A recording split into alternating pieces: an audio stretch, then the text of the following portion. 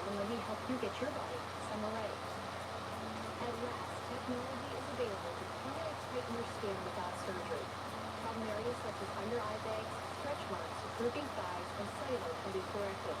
And this skin tightening technology can be combined with liposuction to provide complete and permanent body comfort. Call today and take the first step in transforming your skin into something you love.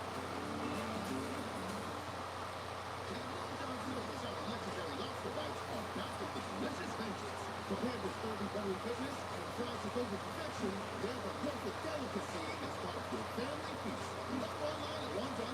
3 NFL games were won on game-winning field goals this NFL Week 1 Sunday. Could we see the fourth tonight on Sunday Night Football in a NFL kickoff rematch from a year ago between the Tampa Bay Buccaneers and Dallas Cowboys? Only time will tell. However, I do know for a fact tonight, Tom Brady, after retiring at the end of last season, announcing he's unretiring and coming back for his 23rd year in the NFL, tonight he will become the oldest NFL quarterback in history to start an NFL game. So congratulations to TB12. But thank you for tuning in and listening to my audio-only NFL Tampa Bay Buccaneers at Dallas Cowboys live watch-along reactions live right here on YouTube. As always, I'm your host, Encyclopedia Sports, Cool Hand Luke at 96. Be sure to like, follow, and subscribe on social media. Links in the description below. Hit that thumbs up button. Share hashtag NFL, hashtag Buccaneers, hashtag Cowboys. Chat questions and comments, super chats, super stickers. Super likes and super thanks, always greatly appreciated. As we'll turn it over to Carrie Underwood, as we have been waiting all day and all off season for Sunday night NFL, Sunday Night Football on NBC with Mike Tirico and Chris Collinsworth.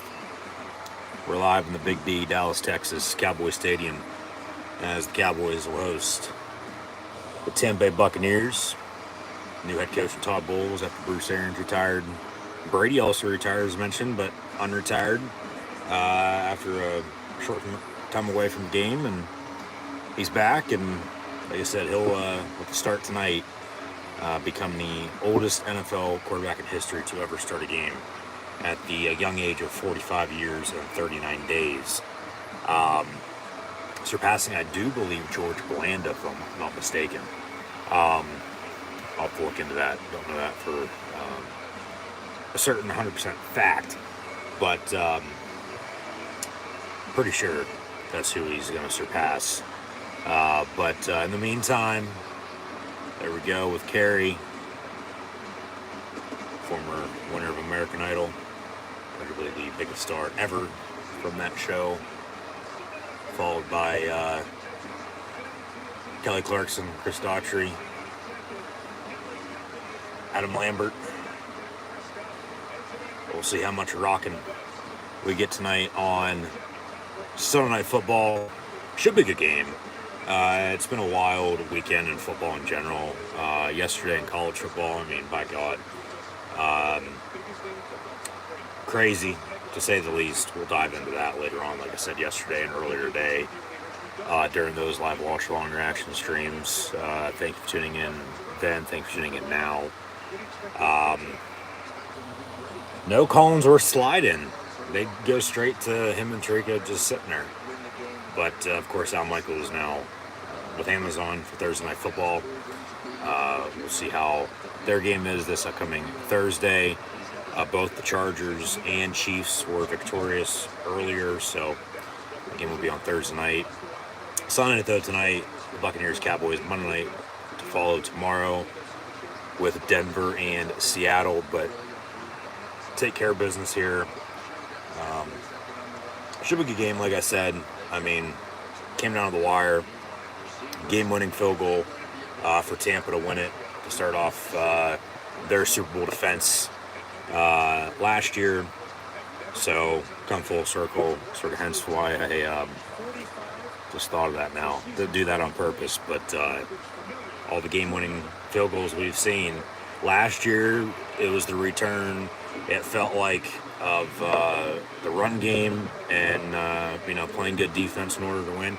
To start off this year, it seems like you got to rely on your special teams as always anyway. But Tom Brady, as they're giving him a opening video package before this game starts tonight, will once again become the oldest NFL quarterback in history to start an NFL game. And he's never lost to the Dallas Cowboys. In his 22, now 23 years, he's never lost to Dallas. Whether that was through the 20 years in New England as a Patriot or these past 2 years, now entering year 3 in Tampa. Never lost to the Dallas Cowboys. He's back.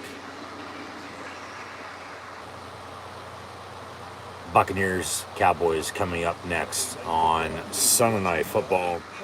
Hopefully this game's a little bit better than what NBC had on Thursday night. I mean, Bills-Rams was tied at 10 at the half, but then LA got shut out in the second half, and Buffalo won by 21, 31-10.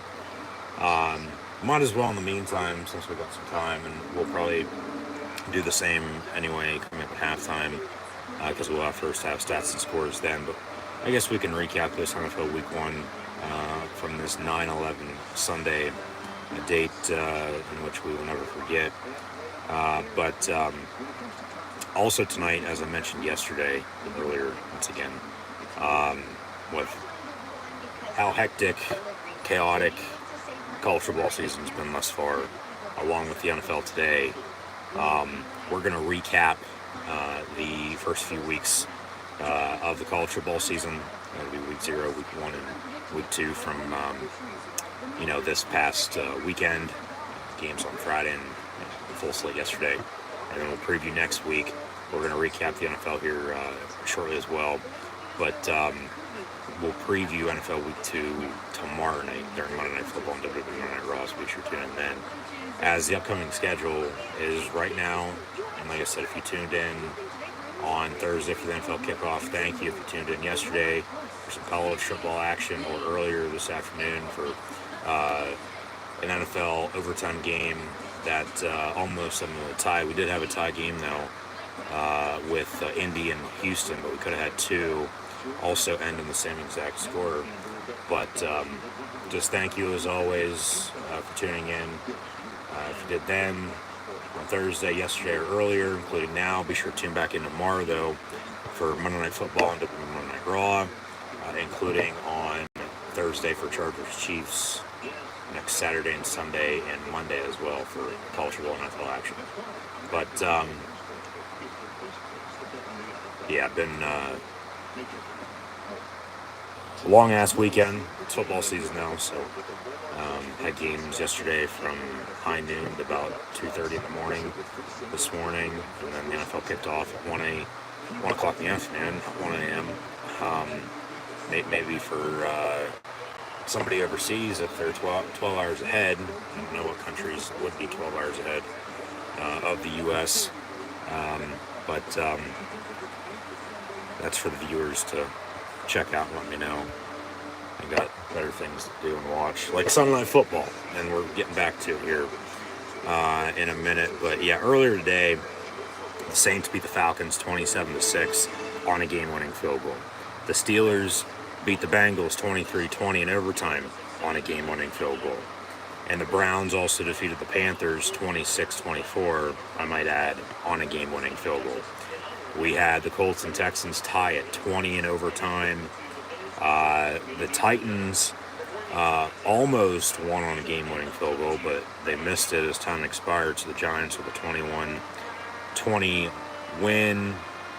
National anthem on this 9/11 Sunday night in a monsoon in Chicago.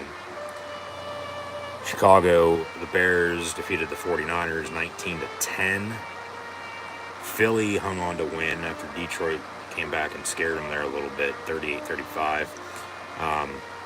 Miami was up, I believe it's 17-0 at halftime. ended up winning 20-7 over New England. Mac Jones reportedly injured, so his status is. And then the Dolphins' next opponent, actually next week, Baltimore, they play the Jets today. They won 24-9. So one New York team won, that being the Giants on 9/11, and the Jets, well, they lost as they normally do anyway. Down in D.C., Washington won 28-24, and Pittsburgh won. So, 3 of the 4 teams in cities or close to cities that were affected by 9/11 won this afternoon. 21 years to the day. So, 28-22 Washington over Duval. Baker Mayfield did not fuck up his old team. The Browns got the better of the Panthers, 26-24. Like I said, tie game, 20 apiece with the Colts and Texans. And then, Giants 21-20 over Tennessee. Aaron Rodgers' body double must have been playing because they lost 23-7 at Minnesota. Kansas City put it on Arizona. Final score 44-21. But they were up by, I believe, 30-35 at one point.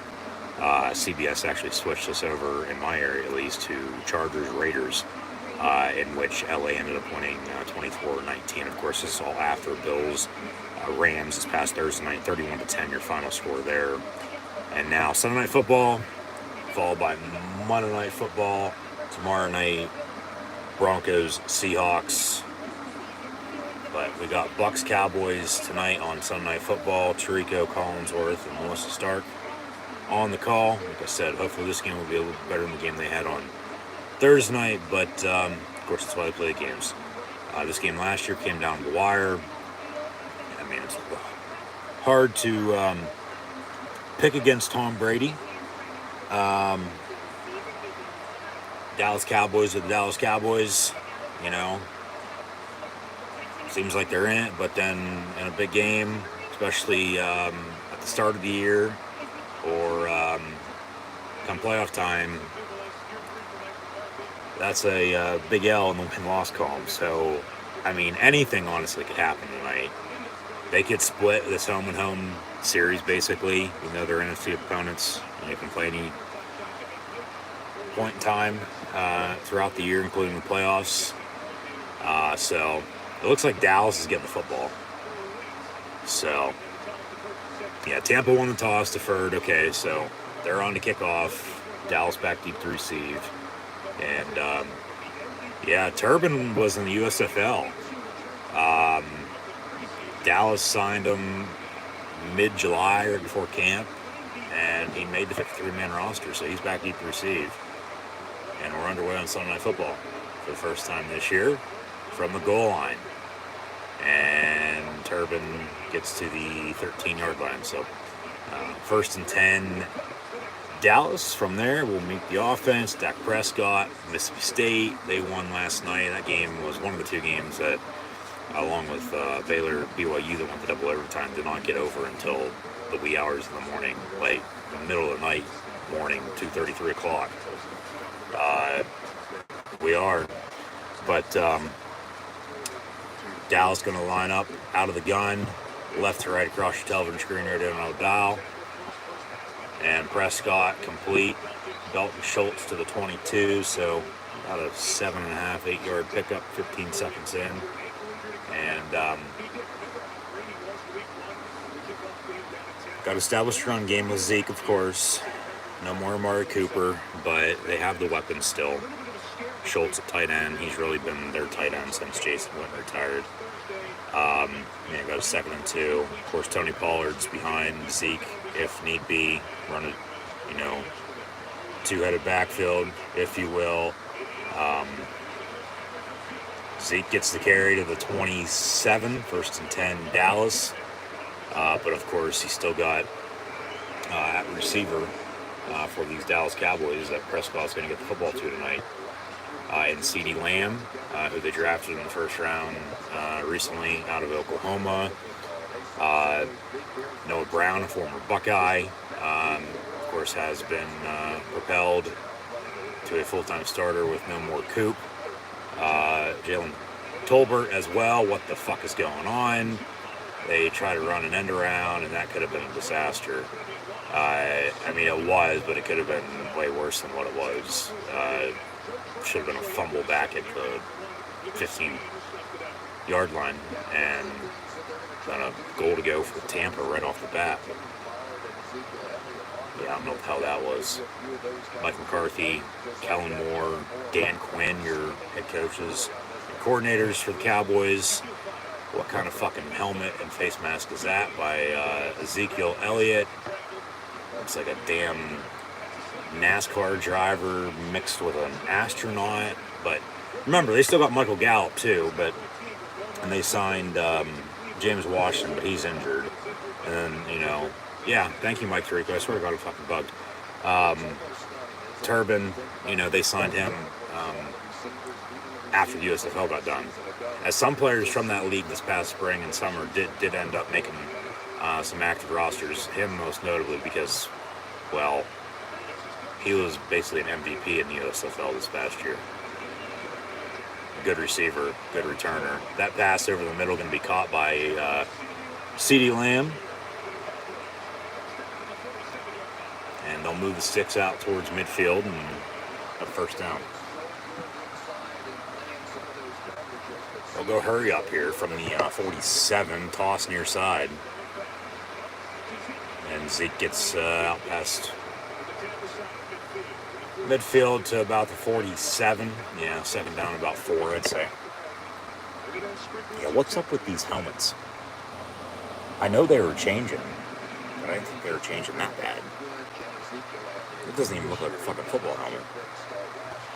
Maybe it looks like that because of the face mask. But also, he doesn't have, like, the top bar that locks in the face mask, too. Another handoff to Zeke. And he gets to the 42, first and 10. Now they'll show off the Tampa defense. Something that's won them a few Super Bowls in their franchise history. Of course, having Tom Brady when he signed helped out a lot. And they'll be in the mix again this year. 2 years ago in his first years, we got an injured Cowboy. Looks like it's Connor McGovern, 66, the former Penn State line. Yep. Out of Penn State, Mike Tirico. Thank you.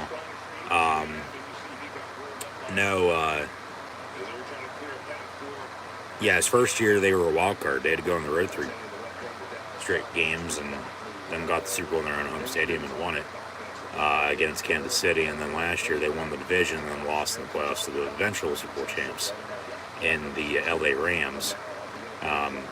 It's LA, Tampa Bay, and Green Bay, I think, in the NFC to get to the Super Bowl. I don't think LA's going to repeat, though. I said earlier that I think it's going to be Buffalo and Green Bay in the Super Bowl. I do.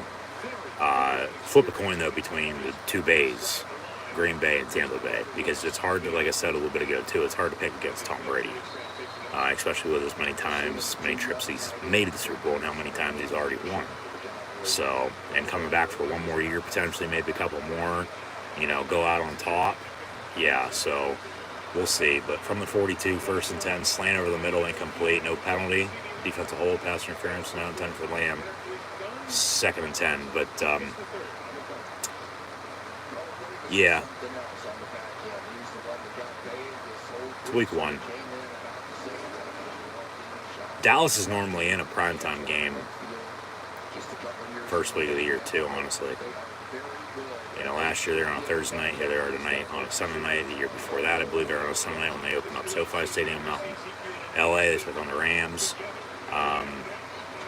The Dallas Cowboys are the Dallas Cowboys. They're America's team. They always have been because the Pittsburgh Steelers said, no, you can have it because we have the steel curtain. We have more Super Bowls than you now, too. Even though you've defeated us in 1 Super Bowl, we've defeated you in 2 Super Bowls.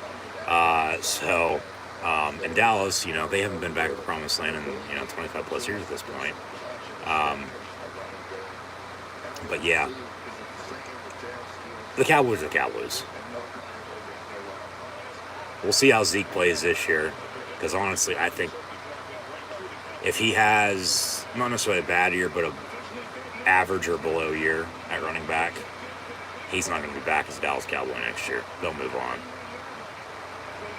They'll end up cutting him or trying to trade him if they can get something for him. But I mean, sometimes running backs, have a long career. Sometimes running backs have an 8-10 year career, and that's sort of where he's at or going to be. Hard to believe already, but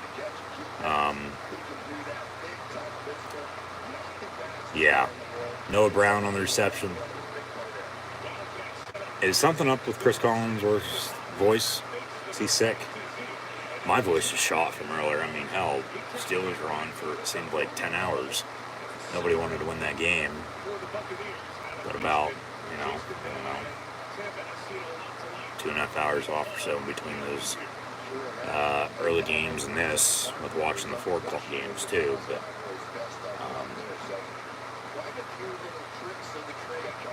yeah, Collinsworth, his voice, I don't know what's up.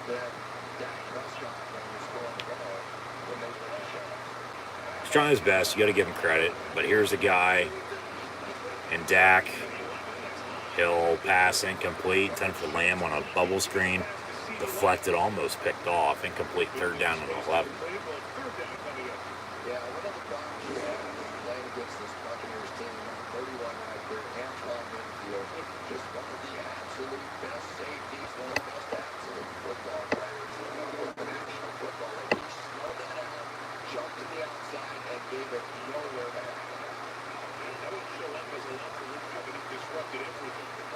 From the 33. Prescott near side, high, incomplete, and that'll give them a 4th down. They're going to have to kick it. This will officially be from about as Brady starts to get ready on the sideline and get back in there.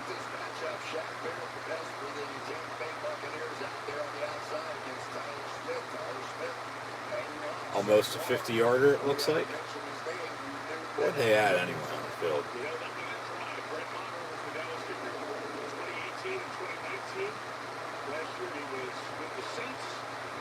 Yeah, 51-yard field goal. Kick's going to be up and good. Brett Maher right down the middle, so Dallas strikes first, 3-0. We'll see Brady and the Bucs offense when we return. 3-zip. 3-zip for the boys. I mean, as long as you get something on your drives, you don't want to turn it over or, end up not getting anything at all, whether that be from a turnover or, a punt's still technically a turn run downs because you're turning the ball back over, but, not an interception or fumble. Dallas didn't look that bad on their opening drive, I don't think. Let's see what Brady and the Bucs offense does, but they got some new faces on that offense, just like Dallas does. Even though Dallas is, the guys are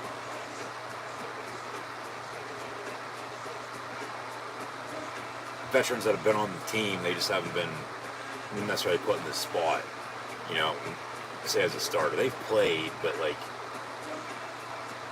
we'll see how much them losing Amari Cooper is going to hurt, because when they get him the ball, he would get red hot.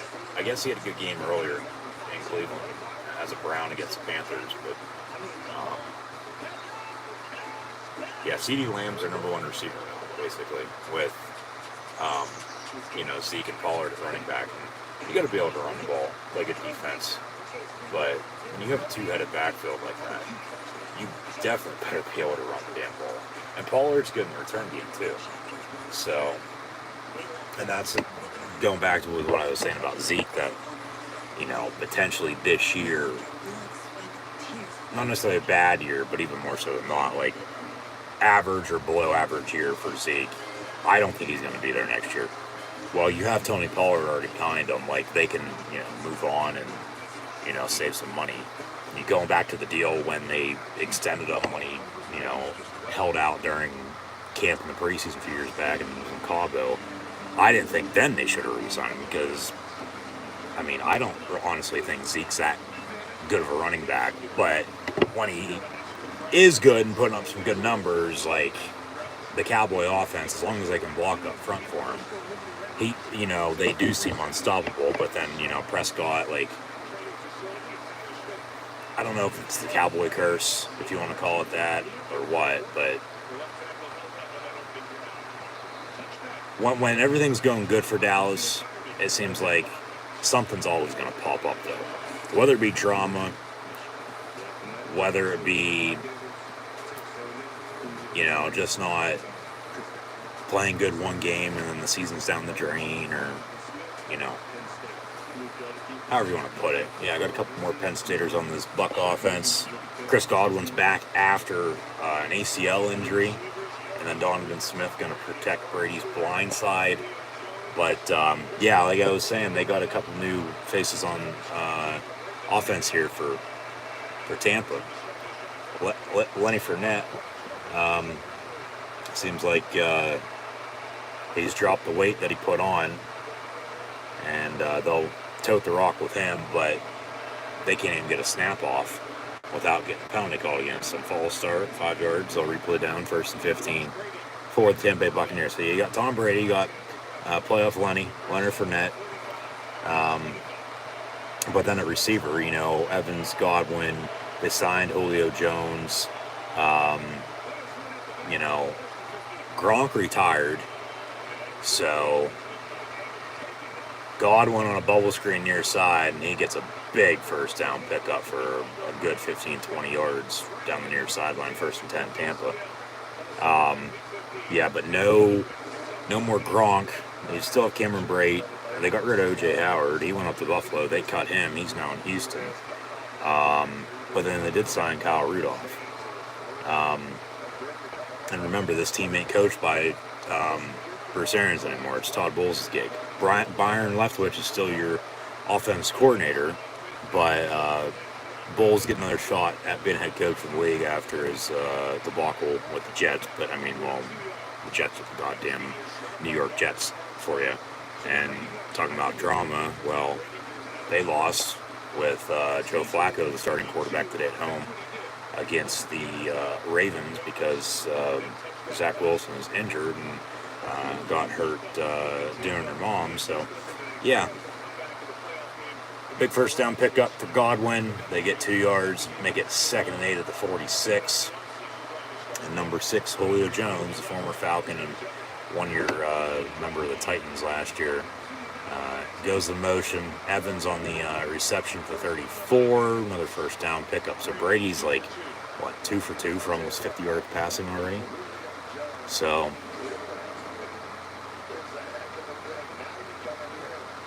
Chris Collinsworth is probably getting roasted on Twitter right now with his voice.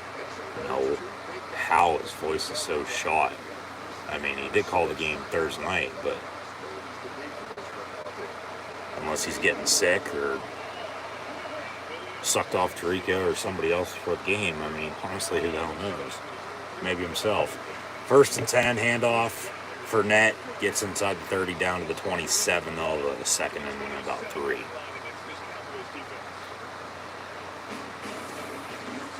There's the Cowboy defense. They're led by another former Nittany Lion and Micah Parsons. Van Der Esch ain't a bad backer either. He's been around. He was there with Sean Lee. And then, of course, he retired. Van Der Esch took over. They drafted Parsons, who was the defensive rookie of the year last year. Yeah, Trevon Diggs back in the secondary. Stefon's brother. Got some good genes in that Diggs family. Fournette on the give. Luke Godegi.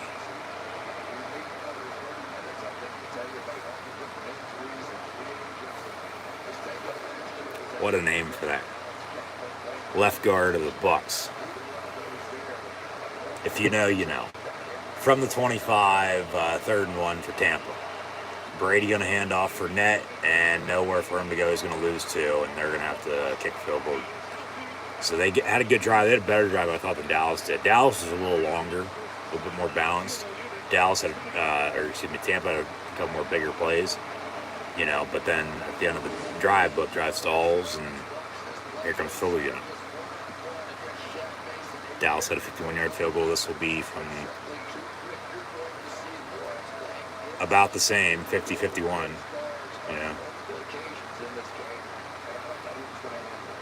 Ryan Sucko. He kicked the game winner against Dallas last year, kickoff of the year. Officially from the 26, so a 44-yard field goal. I thought they were a little further on back after that loss, but I guess not. It would have been good from 55, they say, so if it was from 50-51, he still would have been good with it. And we're still tied at 3 now, so 3-3, 5:05 to play in the opening quarter. A drive apiece in this game for both Tampa and Dallas, but let me know the comments below who you have winning, and we'll get back to the action momentarily. But just once again, thanks for tuning in and listening. As always, I'm your host, Encyclopedia Sports, Coin Luke 96. Be sure to like, follow, and subscribe on social media. Links in the description below. Scroll down, check out Facebook, Twitter, Instagram. Red subscribe button, notification bell next to it, live right here on YouTube. Thumbs up button if you want Tampa to win. Thumbs up button if you want Dallas to win. Thumbs up button in general. Be sure to smash that thumbs up button. Share hashtag NFL, hashtag Buccaneers, hashtag Cowboys, hashtag TB for Tampa Bay versus DAL for Dallas. That's hashtag TB versus DAL. Tampa Bay versus Dallas, hashtag that. And then, as always, chat questions and comments, super chat, super stickers, super likes, and super thanks. Always greatly appreciated. And, as always, coming at halftime as well. First half stats and scores. We'll recap this NFL Week 1. We'll preview NFL Week 2 tomorrow night during Monday Night Football, so stay tuned for that. But at some point in time tonight as well, we're going to recap what's happened thus far in college football, as I mentioned yesterday. But, commercial break, here we go. Get back to it here shortly, with Dallas going to get the ball back on offense as they kicked a field goal on their opening drive. Tampa got the ball, and then they did the same damn thing. So 3-3 with 5:05 to play in this opening quarter from Cowboy Stadium on Sunday Night Football.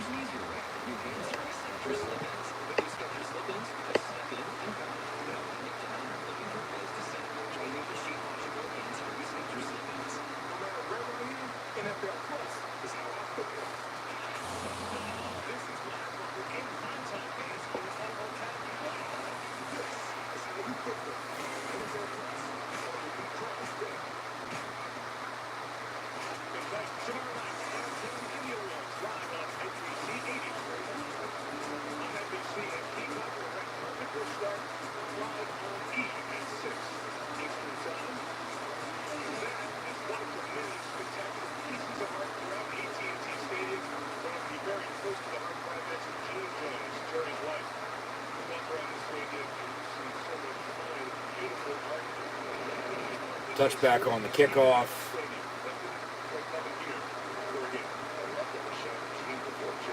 First and 10. Dallas from the 25. Tom Brady on that drive was 2 of 2 for 44 yards. Leonard Fournette, 4 carries, 10 yards. Godwin has a catch for 24 yards, and Evans has a catch for 20 yards. And then Dallas getting the ball back here. Dak Prescott was 4 of 7 for 43 yards on that opening drive. Wide receivers and tight ends for the Cowboys tonight. They say 5 or more making their debut. So, some young talent. Some, I wouldn't necessarily say inexperience, but just,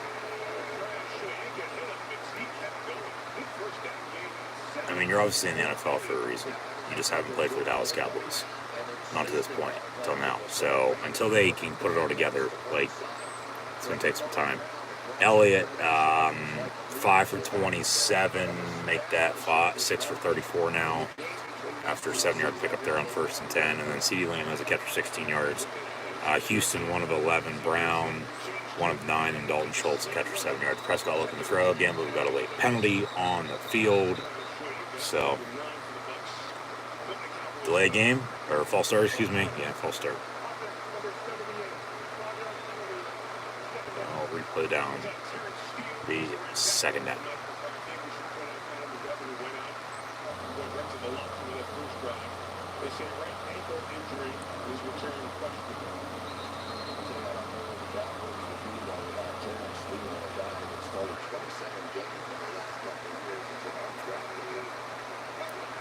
Second and 8 after the penalty at the 27. Fake the toss. Prescott down the middle, tipped and almost picked off. Incomplete. Almost picked off by 3 different Buck defenders. How do you drop that? That's incomplete. Third down.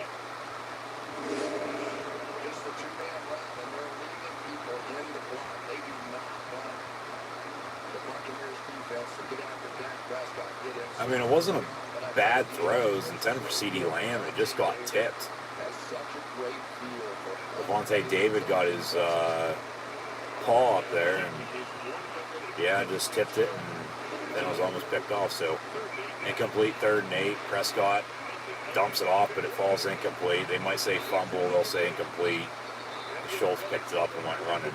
Got the first down, but yeah, they say incomplete. So, incomplete, 4th down. And with 4 minutes on the dot, 4th and 8 Dallas, they'll punt.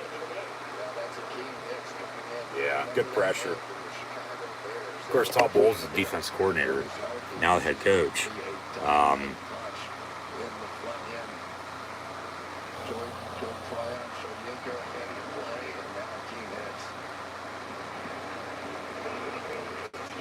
They get the Prescott, force a...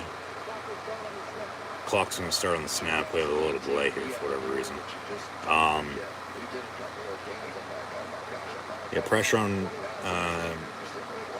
Dak Prescott, Charlie Caruso's favorite DP, and they actually add 3 seconds on the clock, 4:03 now to play in the first. 3-3, and, pass incomplete.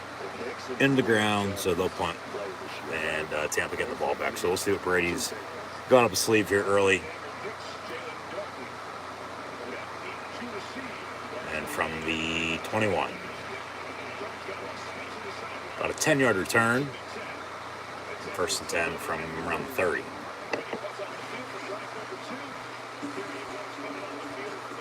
Let's go.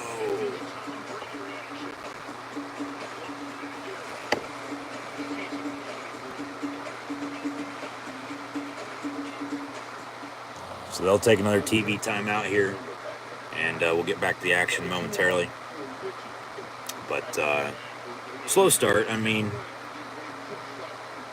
it seems now after the 2 field goals, we'll see how Tampa plays on this drive. Like I said, we'll see what Brady has up his sleeve.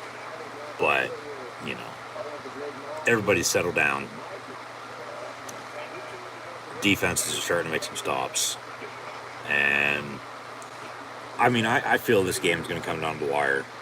I mean, I think for the most part, other than, say,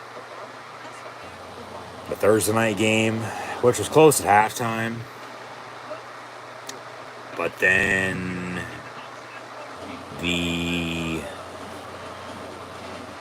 what was it? Oh, Chiefs Cardinals. That was like the biggest blowout of the weekend this Friday today.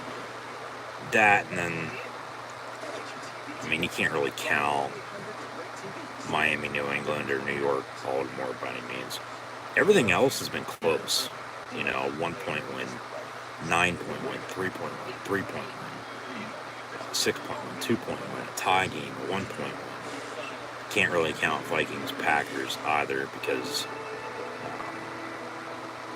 well, I mean, you can, but I'm not counting any ones. 20-7 Miami, 24-9 Baltimore, 23-7 Minnesota. Over New England, the New York Jets, and the Packers. And then the Chiefs, 44-21 over the Cardinals. And then a 5-point win. So, expect this game basically tonight to be won by, we'll say, 10 points or less. Unless one of these two teams gets hot and, pulls away in the second half. late third, early fourth quarter. Because you go back to Thursday's game, which I didn't realize this in live time, but, seeing the highlights, it was 17-10 Buffalo with like 3 minutes to go, I think, in the third. And then LA, for whatever reason, I don't remember exactly what it was, they end up giving the ball back, whether it was a turnover or punt it again or whatever. Buffalo got the ball back, but then they scored again because there was a few daggers. Like Josh Allen put the team on his back, and they went and won that game to start the year off with a bang. And but that's late third, early fourth quarter. So then they scored again. They pulled away then late. So score really didn't do any justice, if you will. As they were tied at 10, even though the Rams, once again, I said earlier today too, it seems like they just weren't ready to play. Whereas the Buffalo Bills were. Seems like both of these teams are ready to play tonight, but field goals on the opening drives, arguably, could have been touchdowns. Player 2 goes their way. But now the punt, now this drive by Tampa at 1st and 10. That pass complete to Double J. That's J-U, L-I-O, J-O-N-E-S, Double J, Julio Jones on the reception for 8. Make it 2nd and 2.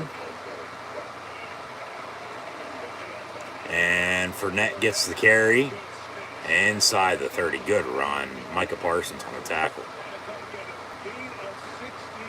Yeah, hit the hole and went. And now Micah's holding his left arm. Had some injuries today in the league, too. T.J. Watt might be out for the year with either a torn pec or a torn labrum. Najee Harris might be out for a few weeks also for the Steelers with a lower left leg injury, whether it be the knee or the ankle. Still don't know. But, especially if Watt's out, that team needs to play for him the rest of the year. 2022's for TJ. Forgot to mention earlier, too, they are wearing number 3 stickers on their helmets for Dwayne Haskins, who was killed in the offseason. Brady over the middle, incomplete. So 2nd and 10, but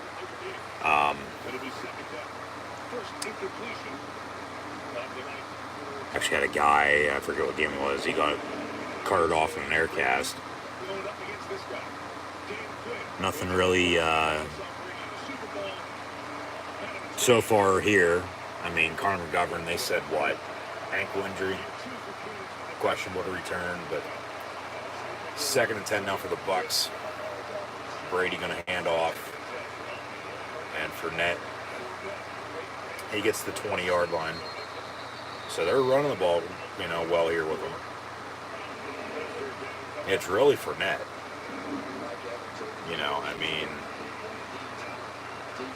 Keyshawn Vaughn's been there, as has Giovanni Bernard. But Rashard White is backing him up. And, you put those 3 together, I get you go by committee. But those 3 together probably, honestly, aren't as good as what Fournette is by himself when healthy. Empty set, 5 wide, no penalty. Probably a good no call, incomplete over the middle.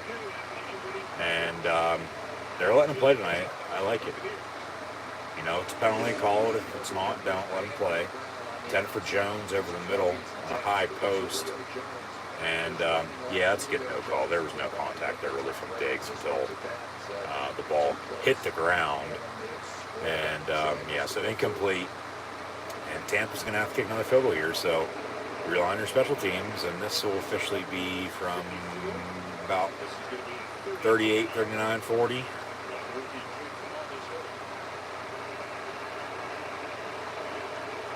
Kick good.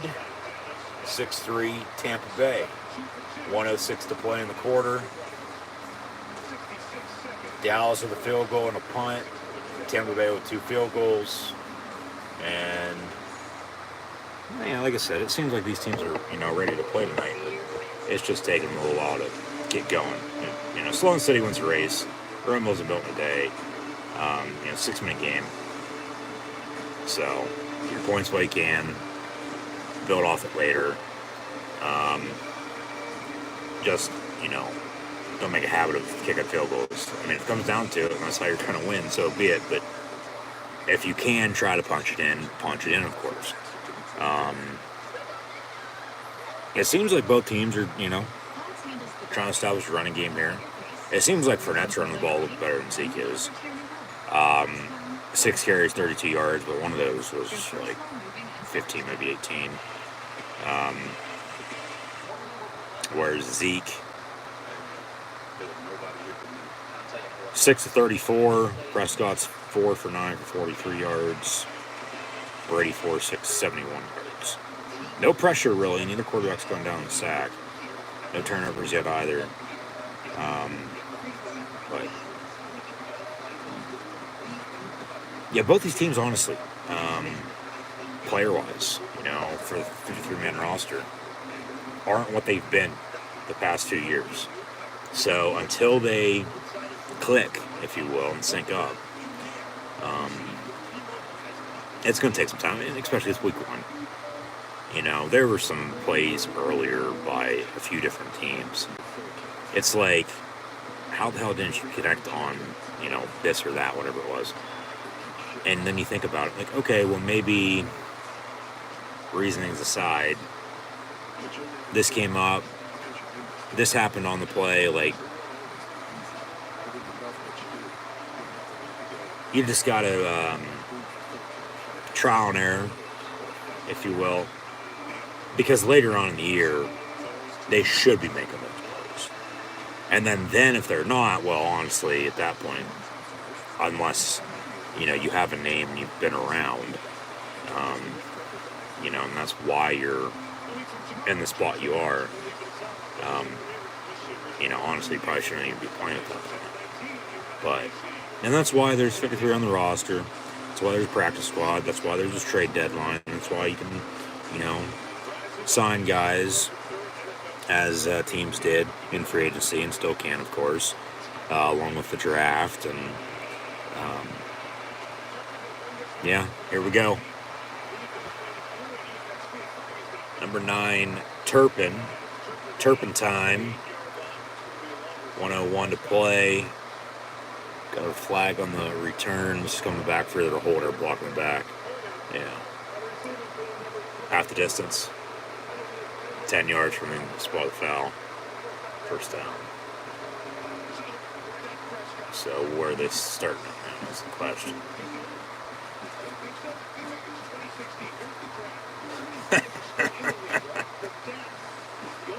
Goff, Wentz, Dak. Who else was drafted in 16 that's still in the league? Wow, that's hard to believe. Well, some have retired and some have been playing for other teams now. Yeah, that's true. Huh. Yeah, Prescott was a 4th-round pick. He wasn't no top pick making, big bucks off the bat. And then Romo went down. And then it's been his team basically ever since. And he sent Tony packing to be Jim Nance's sidekick with CBS. Of course, he got his contract last year. But, of course, you're the Cowboys quarterback. You're going to take a lot of flack if the Cowboys don't win, regardless of how you play. Aikman's a god because he won 3 Super Bowls. So is Roger Staubach, because he won a couple as well. So, end of the quarter, they don't get it off. 6-3 Tampa Bay at the end of 15. And they'll switch ends. Dallas will be going right to left. Tampa will be going left to right. Across your television screen. Ready and I will dial. So, yeah, at the end of 1, Tampa leading Dallas 6-3, field goal and a punt, 2 field goals. Slow, not necessarily boring by any means. It's just taking these teams, it's first fucking game of the year. Like, relax. Just, a little bit to get going. We'll see if they get a boost here in between these quarters of play or coming out of the half. Because, low scoring wise, do we have anything like extremely low scoring today? I don't think so. 6-3 right now, of course. 19-10, but they were playing in a monsoon in Chicago, so there's that. Everything else was, in the 20s for the most part, yeah. And the team that scored the fewest amount of points, well, it's Dallas right now with 3. The Patriots scored 7. The Packers scored 7. And the Jets scored 9. So those first 2 were honestly a little bit surprised. 49ers scored 10. We'll see what their quarterback situation is going to be because they started Trey Lance, but they did bring back Jimmy G to be his backup. Good insurance policy, and I think honestly, unless they're playing in rain every week, which they shouldn't be, if Trey Lance keeps it up the way he played today, they might have to make a quarterback change. But it's week 1. You can overreact about how this game's gone in the first quarter, but you still got 45 minutes to play. You could probably overreact to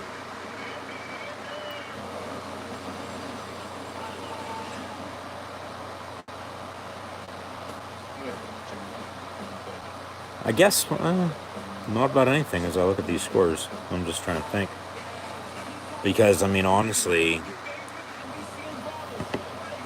other than the 49ers, in the loss, you probably thought New Orleans was going to win. You could probably overreact about Pittsburgh, to be honest with you, as a Steelers fan. I don't really care. Figured they'd still be good.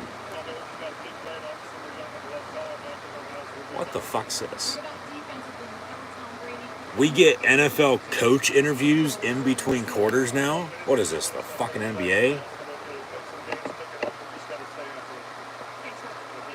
Gotta stay after it. And these coaches don't want to be doing this shit. You know that much. What the hell? When the hell did this start? Just tonight? Is they only doing this in prime time? They doing this Sunday night and Monday Night Football? They didn't do it Thursday night. They must be only doing it Sunday Night Football. So next week, and in the week after, well, it looks like McCarthy and then Bowles will get, probably at the end of the third, because they will still do the halftime with one of the two. Or maybe they won't do a halftime, and they'll switch that up then. Dallas going to punt, fielded at the 30 by Tampa. And number 1 tackles number 1. No, but your Sunday night game next week and the week after, quarterbacks will hear, or head coaches, will hear from, they're the quarterback of the team. They call the plays for the most part, or are in charge.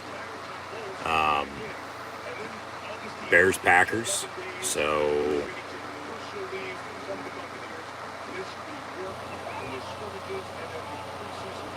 Green Bay should get back on track in that, I would think. And then they actually play Tampa on the road in 2 weeks. That's on Sunday Football, though. 2 weeks from then, it's San Fran and Denver. So, yeah, these coaches, that's odd. I wasn't expecting that. These coaches aren't going to be wanting to, be interviewed in between quarters. It's on halftime. 40 days and 40 nights for Tom Brady to decide to unretire and come back. They call him the GOAT, but they might as well call him Jesus Christ. Fournette on the give.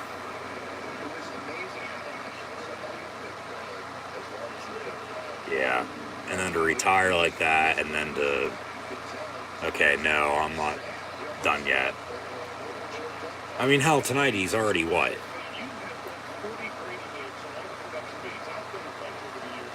4, 6, 71 yards. They got a third and one here. We'll see if he throws it. But yeah, he's 45. He's now the oldest NFL quarterback to ever start a game. They run an end around near side. Julio Jones, yeah, the former Falcon, former first-round pick out of Alabama, played in Atlanta for a good while. And they traded him last summer, I believe it was. Yeah, last summer to Tennessee for a few picks. And then that didn't work out. He got hurt. And, they released him, and then he signs with Tampa Bay. When was it? Sometime this past offseason, after, of course, Brady returned and Gronk retired. But 1st and 10 from the 47. Brady going to give to Fournette again. He lowers his shoulder for 3. 2nd down, but no, as I was saying, like, you could probably overreact about maybe a couple things with who won today. But, you know, season ain't won or lost in the first week. It's won or lost later on the year, November, December, by all means. But you want to be right there in the middle of the pack. You do. You don't want to be undefeated. You don't want to be winless, though, either, because then you might be too late. You want to be right in the middle of the pack. You want to be about 500 or better. Of course, no doubt about it, you'd love to go undefeated, just like the 72 Dolphins did and won the Super Bowl. But then also, remember, Brady and the Patriots did it back in 2007, and then they lost in the Super Bowl. So it can also be a curse. You can be good, but then good teams get beat by better teams on any given day. Brady, 1st and 10 after that pass was caught at the 31. Hand off again. So, yeah, they're trying to be balanced here. They're running the pass to run, getting back to it.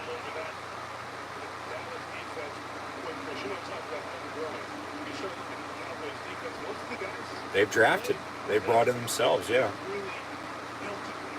They have. Just like they did with their offensive line almost a decade ago, when they had in 13, 14, 15, 16, and then they get Zeke in there, and then Dak, even 17, 18, to an extent, you know, arguably one of the best NFL lines in the league. Offensive lines in the NFL is what I meant to say. You know what I meant. Fournette on the screen, 8 yards on the reception on a 2nd and 11, so 3rd and 2.5, 3, depending on the spot. This game's flying by. 10:35 to play in this first half. And Micah Parsons, right off the edge, and of course I saw firsthand what he did right here in Happy Valley for a few years. Sat out in 2020 because of COVID, and then it was a first-round pick in 2021. Last year by the boys, defensive rookie of the year last year, and you know, now coming back with a vengeance, potentially to win a defensive MVP or a league MVP, which this day and age you don't really see defenders do that much. So, toss far side for net. Actually faked an end around the toss and had a good block by Donovan Smith. Remember, Tampa, talk about the offensive line of Dallas, how good they used to be and how good they, you know, sort of still are, but everybody they have in there, they brought in themselves. Tampa's offensive line, they're real banged up. But they still got 5 healthy guys that are playing tonight. You know, I don't think they're, you know, running the ball that bad. Fournette looking pretty good. Brady, of course, hasn't been sacked. Neither did Prescott. Like, just as long as you protect Brady and give him enough time to throw, he can run the ball. You know, Tampa play good defense then as well. They'll be fine. As long as you have Tom Brady, fucking quarterback, they'll be fine to begin with. You know, he's still playing at 45 for a reason, for God's sakes. Like, we're going to play until he's 70 at this point. He's probably a damn alien. 2nd and 10, ball at the 14. Crosser over the middle, complete to Godwin. I did hear he might be a GOAT on the Masked Singer, but he finds Godwin on that pass. And they'll be 3rd and short. 8 minutes and change to play in the half. Yeah, Parsons is running all over the place tonight, as he always does. Maybe a little bit of a late hit there on Brady. Surprised Tampa don't want to call, but no, 3rd and 5 officially. 8-1-4 and counting to play. Officially from the 8. Fournette rolls out.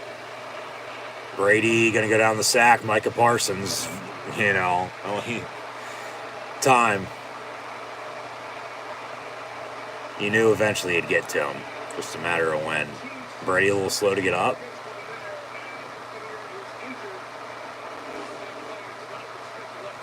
Penn State on Penn State. Parsons injures Donovan Smith. They didn't play together in Happy Valley. Smith was he took a big shot from behind. It really wasn't Parsons. He just got by him, but then some more blocking, and then he just gets swept down. And yeah, Smith was a Paterno, Bill O'Brien guy, and then drafted by the Bucs in the 2nd round of 2015. And then, yeah, thank you. All over the game tonight. Yeah. But no. Yeah, he's been Tampa's left tackle for 7, 8 years now. He's injured. Parsons gets his Brady on the sack, so Tampa's going to have to kick in their field goal here because it's 4th and long. It'll be 9-3 here in a minute. But they take an injury timeout. Hopefully he's okay because he's a good left tackle, and like I said just a minute ago too, they're banged up to begin with on the offensive line. They can't really afford to lose any more linemen, especially him. Well, he's the blind side. You don't want anybody on that left side of a right-handed quarterback that doesn't know what the hell he's doing. I mean, just asked Joe Theismann after what Lawrence Taylor did. So, yeah. Tampa's, still going to have to fulfill it here, but Smith just awkwardly went down from behind after the pile. Kept moving, basically to get after him as Parsons made the sack. So, yeah, a lot of blue and white on the field, as they said. But 44 permanent Lions on active rosters in the league right now. Which, most of those guys are anywhere from 2010 and up. Robbie Gould's still kicking. He's been in the league almost 20 years now. But, everybody's really from the tail end of Joe Pa's career, Bill O'Brien guys, or, James Franklin guys now at this point. Donovan Smith was more so than not a Paterno and O'Brien guy, but he did play in 14 for Franklin his first year. Yeah, Smith. And this Brady, Parsons going to get credit for the second. Oh, it must be his right arm. I thought it was his left leg. But we'll see about the injury. We've had 2 Penn State offensive linemen get hurt in this game and still have Micah Parsons and Chris Godwin on the field. Suck-ups kick no good. Hooked it wide left from 36. So still 6-3. 7:31 to play in the half. So that just sailed on him. Hooked it. It's a good snap. Good hold for the most part. And boom, just wide left a little bit. So 2 for 3 on the night for field goals. Suck up. With the miss, Brady just shakes his head. Like, what the hell? But oh well, what can you do? Just defensively now, if you're Tampa, don't give up a field goal to tie it or touchdown to have them take the lead. So 1st and 10 Dallas from the 26. Lamb chop in motion. Prescott rolls out, complete to that very person who was in motion, 88 CD Lamb, and gets a first down, but there's a flag on the play.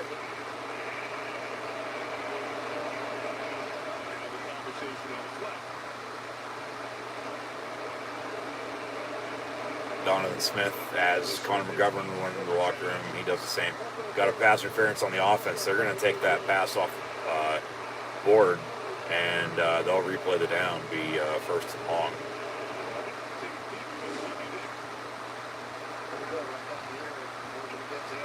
They say CD Lamb was the culprit too. Yeah, push off. That's how he got wide open. And then he caught it and got a first down. So yeah, the ref was right there too and saw all of it through the flag. So good call. Basically punched the guy in the side of the head. Prescott out of the gun. Zeke gonna get the carry. No Tony Pollard tonight. What's up?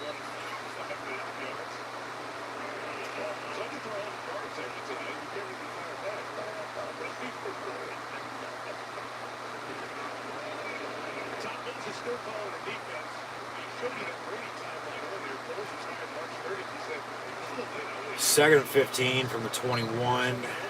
Houston on the reception for Dallas.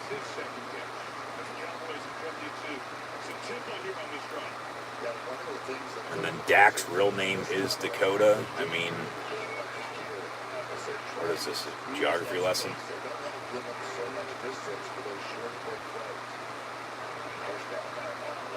Audible. Got all day on the play clock. All day. Trip, stop your screen. Prescott gonna get rid of it. It's picked off. Antoine Winfield Jr.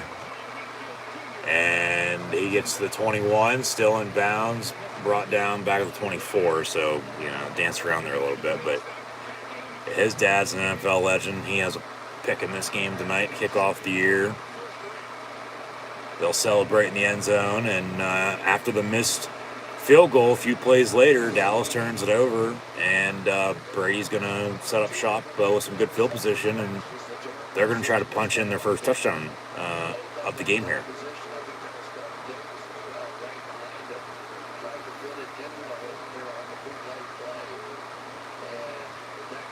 He just underthrew it, completely underthrew it. Into double coverage, I might add as well. And then a 15 or so yard return. Yeah.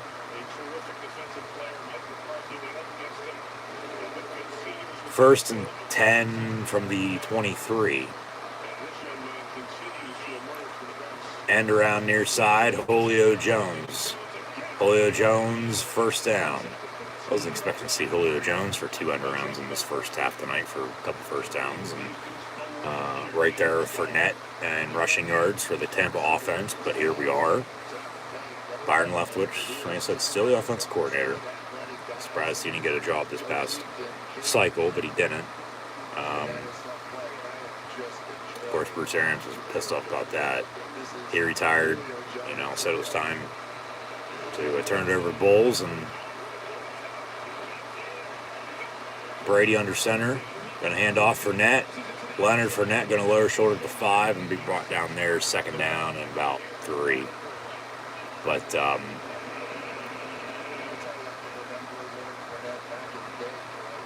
yeah, bulldozer. He's actually wearing yellow and purple shoulder pads. But, yeah. Got two former top 5 running backs. And rightfully so.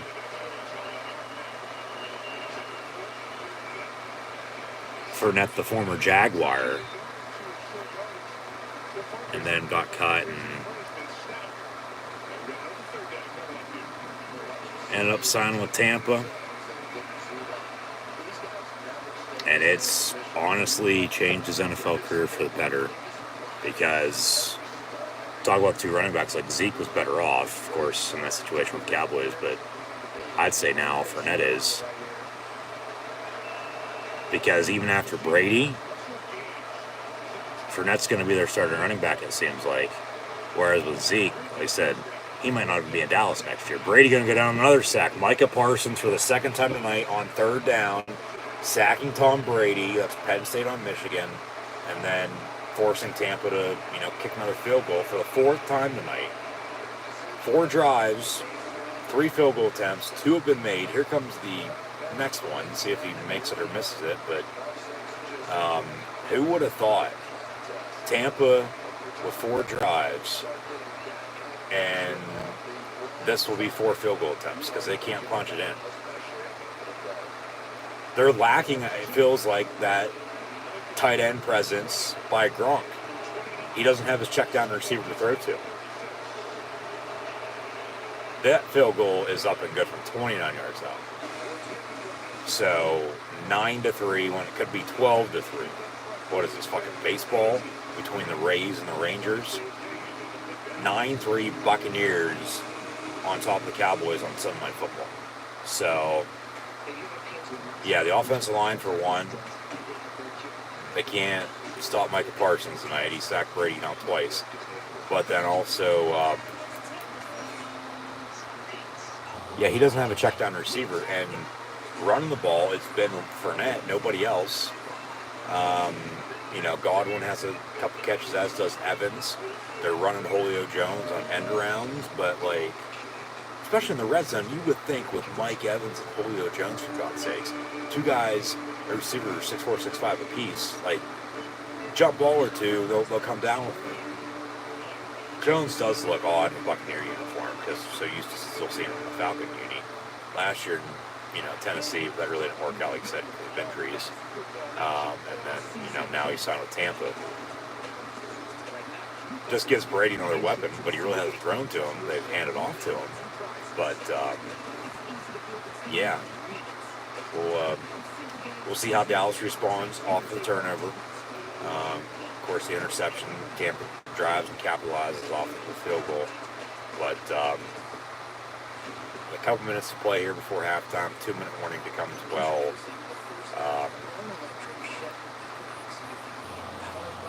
Tampa also going to get the ball to begin the 3rd quarter as they deferred. So, Dallas keeps it up with not being able to convert, and they either turn it over or punt or just aren't doing anything because they haven't done shit since their first drive now at this point. And Tampa just keeps kicking field goals, or they eventually figure out a way to punch it in for a touchdown. I wouldn't be surprised this game gets away from the Cowboys and Tampa just routs them. I don't want to see that by any means. I'd like to see a good game, but man, just we'll see how this shakes out. It's going to be a big drive there for the Cowboys because field goal will cut the lead again to 3. They score, they take the lead at 10-9, and it's back to a back and forth game because Tampa's done something on every drive. Dallas don't so much. Even though they missed the next to last field goal, they're 3 or 4 field goals. Dallas has a field goal on their opening drive, punts, and then an interception, which led to that last Tampa field goal. So here's the return to the 24. 1st and 10 Cowboys from there.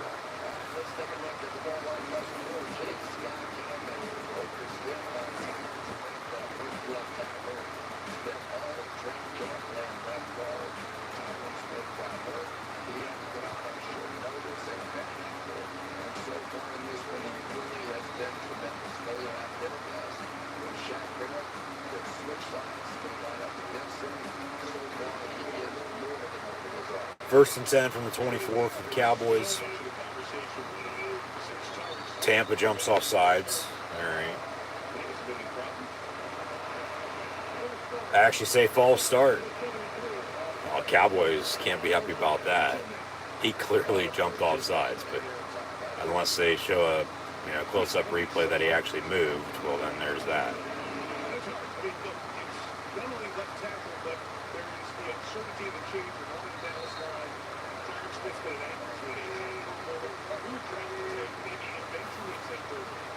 From the 19 after the penalty, so first and 15 rather than first and 5. Zeke gets back to the 25, so he gets the penalty yards back, so now they got a second and 9, second and 10. Actually, excuse me, that's Tony Pollard. Tony Pollard, number 20, finally in the ball game with tailback for the Dallas Cowboys. I don't know why it took him almost full 2 quarters to put him in, but hey, here we are. Pollard's in the ball game.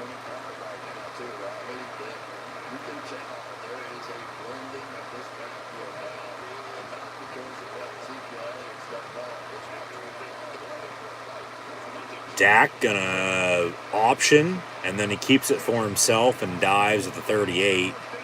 Almost gets his head taken off, but gets first down. Yeah, that was a good play call. Fake the give, and then run an option to the near side, and kept it for himself, but got a first down. So.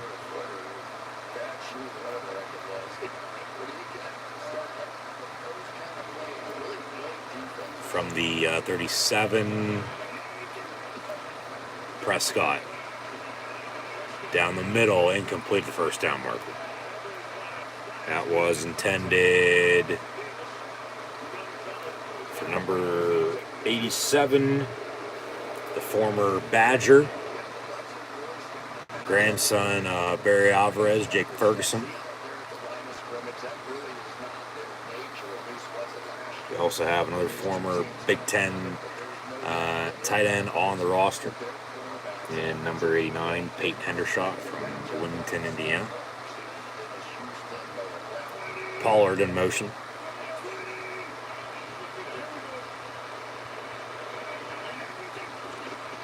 Fake the give to Zeke. Over the middle, incomplete. That seemed forced. 10 for CeeDee Lamb, incomplete, 3rd and 10. 2:01 with the incompletion, so they got to snap this before the 2-minute mark. Yeah, that to me felt forced. It was a good pass, good coverage though. I mean, they don't bat it down. He probably catches it in midfield because they get a first down and 2-minute warning with the 3 timeouts that they have, down 6. Like I said, big drive here for the Cowboys. Cut it again on another field goal or, score and take a lead before halftime, and then Tampa gets to begin the 3rd. But out of the gun. Ooh. Almost picked off again as he got drilled as he got rid of it. Incomplete, 4th and 10. So we hit the 2-minute mark with 1:56 officially to play in this first half. And guess what? Dallas is going to have to punt again. They have not done shit since their opening drive. Kicked a field goal on their opening drive. Since then, they've punted, I don't know how many times, and then on their last drive, before this punt coming up, he threw the interception, which, of course, Tampa capitalized on their field goal on. They're 3 or 4 on field goals. Dallas 1 of 1, but also punted a few times along with the interception. So, yeah, the Cowboys haven't done shit since their opening drive. Tampa going to get it back here with 3 timeouts and plenty of time for Tom Brady to do something if he wishes. And they're going to try to. They're going to try to punch it in because, I mean, this could be a 2-touchdown swing before halftime. You're up 9-3. Tampa, that is. You get the ball back here, 3 timeouts. We'll say a minute 45 after they touch it on the return. And you get a first down where they get it on the return, of course, for a touchdown. But then, get the ball to begin the 3rd quarter, score then. We'll say anywhere from a 6 to 14-point swing. They could be up 15-3, or, they could be up depending on if they would go for 2 or not on any of these, touchdowns, if they would score, soon.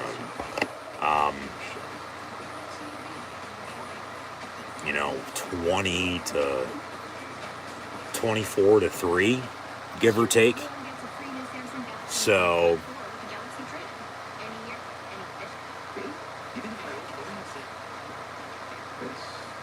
like I said a little bit ago, this honestly could get out of hand here before too long if Dallas keeps it up.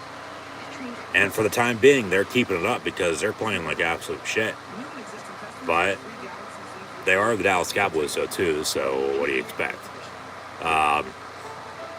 Yeah, so Tampa's going to have to take advantage of this. If even with a 6-point lead, they're going to want to, win. And then get people talking about it with, one of two things. Is Tampa that good, or does Dallas just suck that bad? One of those. But we'll see here what happens before halftime, and then dive into it at the half, and then updates the first half, stats, the scores, recap the NFL from today. We'll preview NFL Week 2 tomorrow during Monday Night Football once again. So be sure to tune in then. We're also going to recap the first few weeks of the college football season before, of course, the second half kicks off. So Dallas on the punt again. At least their special teams unit's pretty good. They have a 51-yard field goal and then some good punts, but 3 timeouts in a minute 46. I said a minute 45, did I not? Minute 46. And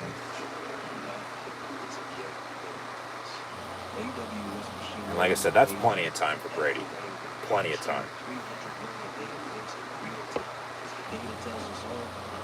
If they honestly don't score a touchdown, he's going to have to go the distance, but talk about speed. We'll see how fast they do it. Because, minute 46, you probably don't want to give them the ball back. Unless you absolutely have to if you score. But yeah.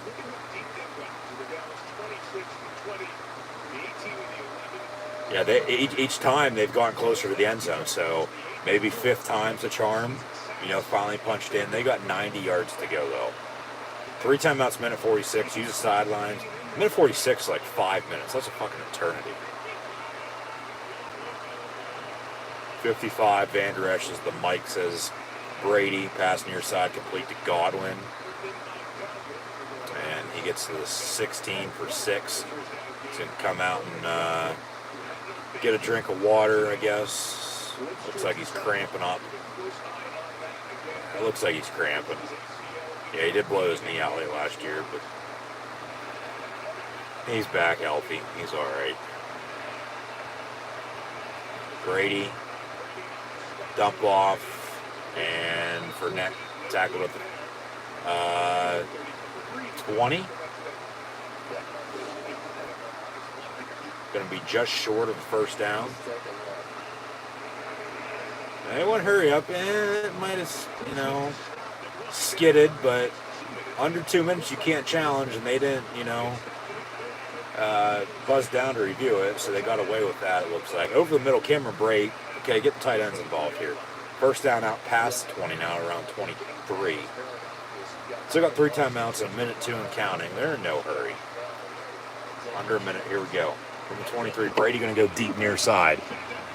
Julio Jones, and he makes the catch at the 25. Wow. He's a little slow to get up. But Julio Jones, call timeout with 47 seconds. Let this clock roll a little bit more, too, if you want to. It doesn't matter. I'd call one of my 3 timeouts. Yeah, what a catch. There you go, hurry up. Brady going to go deep far side. In the end zone, incomplete. That was intended for number 16 of the Tampa Bay Buccaneers, the former UCF Knight who caught a game winner in overtime for Tampa Bay against the Buffalo Bills last December, former Raven, and Brashard Perriman sort of has refound his footing in Tampa Bay. Yeah, they go back-to-back on deep balls. And, well, they probably went hurry up rather than, calling a timeout to have them have a chance to look at it. Because that's 2 plays now on this Tampa drive that honestly could have been overturned. as incomplete passes. But now they got a 2nd and 10 from the 29. Brady pump fakes, incomplete, 10 for Cameron Brady. So 3rd and 10, 25 seconds, and 3 timeouts. So, they're going fast, but then now it's like taking a back seat and got to regroup, just like Dallas is going to have to if they want to win this game. But Julio Jones coming back in. Him, Brady, Kyle Rudolph is at tight end, but not playing right now. Like I said, they need a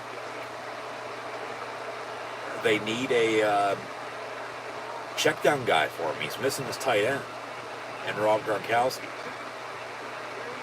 Little high, incomplete to the 10. Incomplete, 4th down, and they're going to have to kick another damn field goal. This is the 5th field goal attempt by Tampa Bay tonight. They're up 9-3. They made 3 of the 4 already. 1 for 46, hooked left right the last second. No good.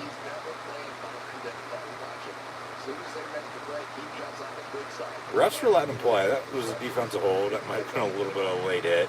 But they've also missed 2 incomplete passes on this drive that were catches, though, too. Like, that's the thing. You honestly don't know what a catch is anymore. But as long as you control it and possess it as you're going down, it's a catch. Dallas going to ice them for whatever reason. Why wouldn't you keep your 3 timeouts with 20 seconds to try to do something before halftime rather than, ice him here from 47 yards out when he's already missed from 46? That's a waste of timeout by the Cowboys. No shit. Nobody ever really plays in the preseason or Collinsworth.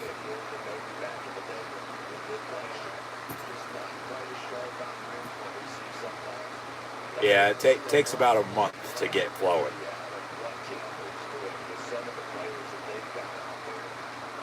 Does Collinsworth have laryngitis? Because it sure as hell fucking sounds like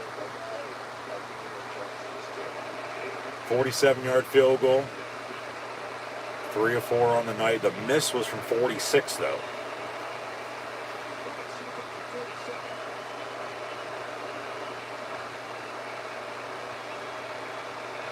Kick up, kick good.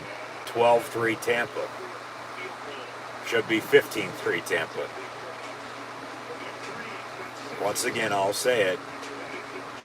What is this? Baseball. No, it's football. It's Sunday night football.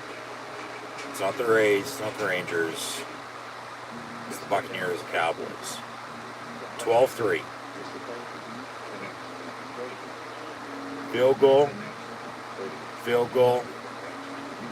Field goal. Field goal.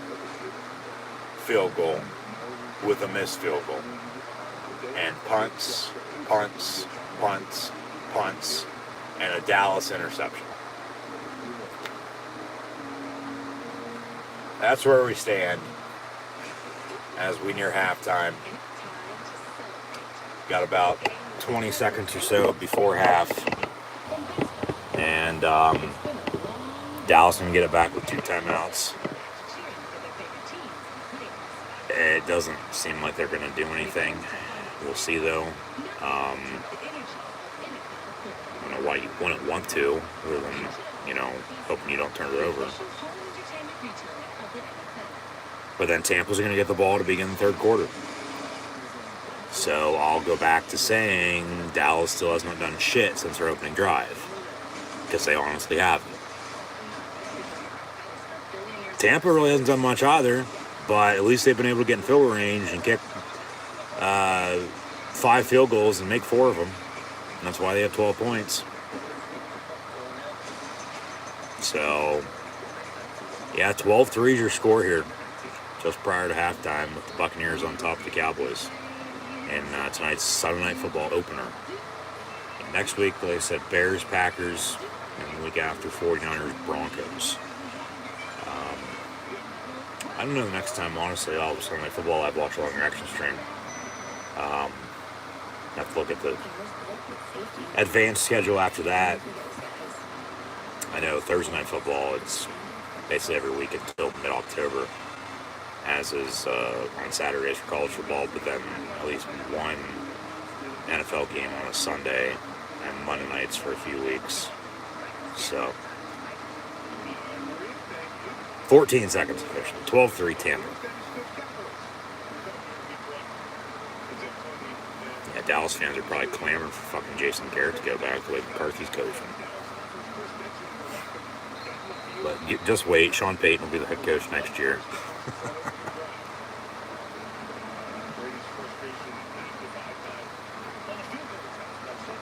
Kickoff. Going to be brought out from midway, 5 yards deep in the end zone. And should have took a knee because that's a 10-yard loss, basically. 10-yard differential from, if you would have had a touchback, you'd have 25. You got it back around 15. No, McCarthy's done all right. I mean, some play calls have been like, what the hell? You know, Dak Prescott ain't fucking Aaron Rodgers. You know, this ain't Green Bay anymore. It's Dallas. And, you know, like I said earlier, when things don't go their way, or even if they are, it always seems like something's up. They are America's team, though. They're the Dallas Cowboys, so it's hard to win. Especially if you haven't been, you know, deep in the playoffs in a long-ass time. And then those are your expectations every year, as they should be. But, yeah. Dallas just takes a knee as we hit halftime. Tampa up 12-3 on the Dallas Cowboys here tonight on Sunday Night Football. Tampa, their last field goal, and even the field goal before that, honestly, they probably should have been touchdowns. So that's 2 field goals converted to 2 touchdowns plus 6 points. So the other 2 field goals, maybe they make the one they miss. So, well, we won't add that 3 in because, well, they missed it. So it's 12-3. At a max, it's probably 20-3 right now. I would have to think at the half with Tampa on top. But, you know, Dallas, they haven't done shit since their first drive. Some first half stats and scores here. At the half, with Tampa up 12-3.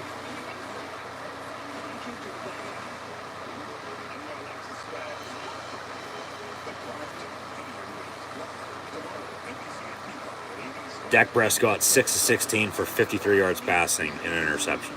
Neither quarterback's been sacked. Got to rely on your special teams here. It's 12-3. 5 total field goals. Tampa up by 9. It's 12-3. 5 total field goals between the 2 teams. Tampa's attempted 5 field goals. They've made 4 of them. So it could be 15-3. But then, like I said, those last 2 field goal drives, they honestly could have been touchdowns. So take those 6 off. Keep the 6 you had from the other 2. Add 14 to it. Yeah, like I said, max 20-3 probably at halftime here. Dak 6-16, 53 yards and touchdown, or an interception, excuse me. No touchdowns so far in this game.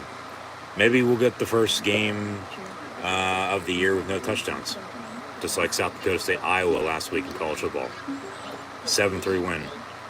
Yeah, 7 points in a win for Iowa, but they had no touchdowns. They had a field goal and 2 safeties, which is 3, 5, and 7. Because safeties 2, after the field goal of 3, and then 2 safeties at 2 points apiece. That's 4, 3, and 4 is 7. Dak Prescott, 6-16, 53 yards passing once again, an interception. Ezekiel Elliott, 6 carries, 32 yards officially. Prescott, 2 of 11. I don't know why the hell they're not running Tony Pollard. I don't. Because Zeke ain't getting it done, honestly. He might have had a decent run or 2 early in the game, but they haven't done shit at all on offense, let alone defense, because,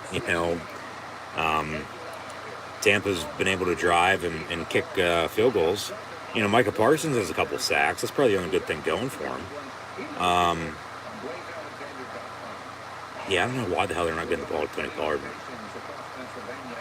He has 4 carries for negative yardage. at the half. CeeDee Lamb, a catch for 16 yards. One catch for 16 yards. Houston, he has 2 catches for 16 yards. Schultz, he also has 2 catches, 12 yards. And Noah Brown, 1 of 9. Somebody needs to step the hell up for the Dallas Cowboys. I don't know who, but somebody needs to step up and make some damn plays. And I don't know why, once again, they're not getting the ball to Tony Pollard. Tampa on the flip side. Brady's 11 of 16 for 160 yards pass. He's actually been sacked twice, I might add. Sorry about that. I meant to say Prescott has not been sacked at all. Even though I know I said neither quarterback has been sacked yet. Prescott's been the one that has not been sacked. Micah Parsons is responsible for both those sacks on Tom Brady. And Leonard Fournette has Brady's 11 of 16, 160 yards passing. Leonard Fournette has 13 carries, 60 yards rushing. And then Julio Jones, 3 catches, 69 yards. Mike Evans, 2 catches, 39 yards. Chris Godwin, 3 catches, 35 yards. And Leonard Fournette also has 2 catches, 10 yards of the backfield. So he has 70 total yards here in this first half. Brate, 1 of 7. They had a deep ball intended for Brashard Perriman. Fell incomplete. He's missing his check down receivers. No more Gronk. It seems like their offense, because of that, just doesn't know what the hell to do. They have a running game compared to Dallas, which is a good thing. So if they can keep up the running game with a 9-point lead, even though, all these 12 points by them and 3 points by Dallas have been off field goals. I mean, points are points. You take them, while you can. They've done a good enough job to drive and get in field goal range and attempt those field goals and make 4 of the 5. Dallas 1 of 1, but they just haven't been able to punch it in for a touchdown yet. And honestly, until they do, I mean, what can you do about it? You got to give credit to the Dallas defense then, because those 2 sacks were on 3rd downs, I might add. Like, Parsons doesn't get to him. Maybe he does find somebody open in the end zone, and those are touchdowns. Because like I said, their last 2 field goal drives, honestly, they probably should have been touchdown drives. So, like I said, max of like 20-3 rather than 12-3. But it should be 15-3 if they make all their field goals. So this is old school as old school gets.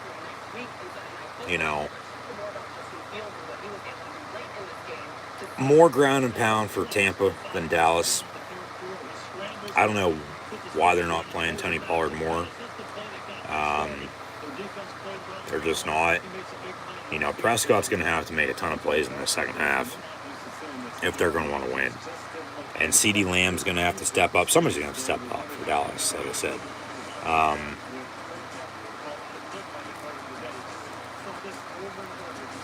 Yeah. Dallas is in trouble right now. And if they lose tonight, well, people will make a mockery out of it, no doubt about it, because it's Dallas Cowboys, and rightfully so. But then people are also going to overreact or underreact, if you will, and not say much at all. Because, well, it's Dallas Cowboys, like this always happens, so you don't need to say anything. Like, they'll take care of business themselves. Just like the Browns and, the players they have on their roster. But,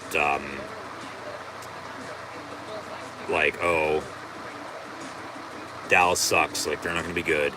No, and as a Steeler fan, they'll be good, okay? They'll be in it in the NFC East with Philly. Washington might do something, I think, again this year. And then the Giants won earlier today, of course, on 9/11. But I don't know if they're going to be able to, keep that success up all year.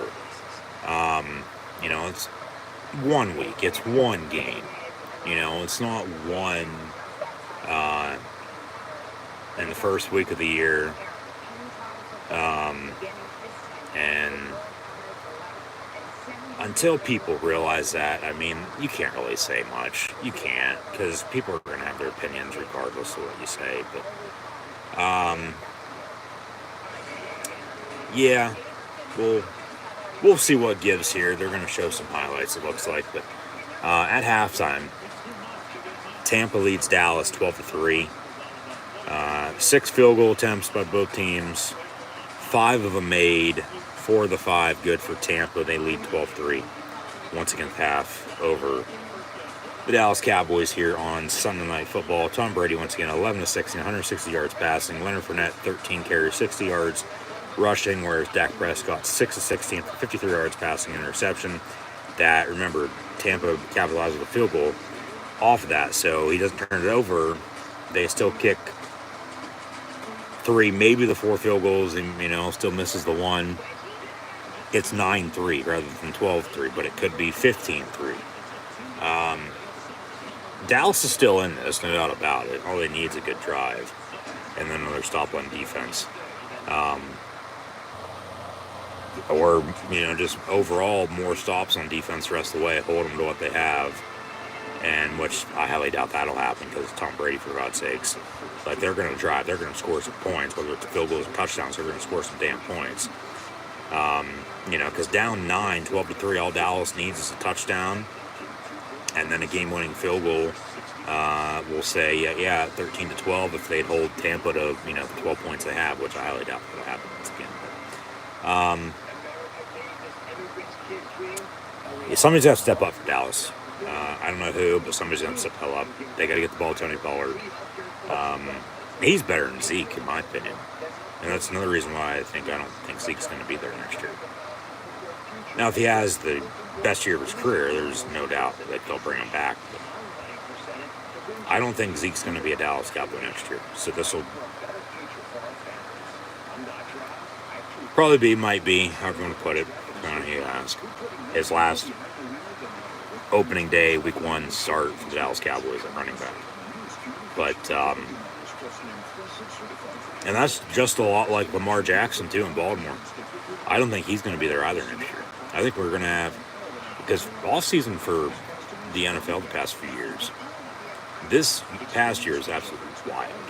And we still got to dive into all that at some point in time. But, and we'll get to it, believe me. We'll talk about it eventually. But the year before that and the year before that were even, pretty crazy too. But this past year, man, just a lot of overturn, a lot of change. Players going here, players going there that you never thought would go.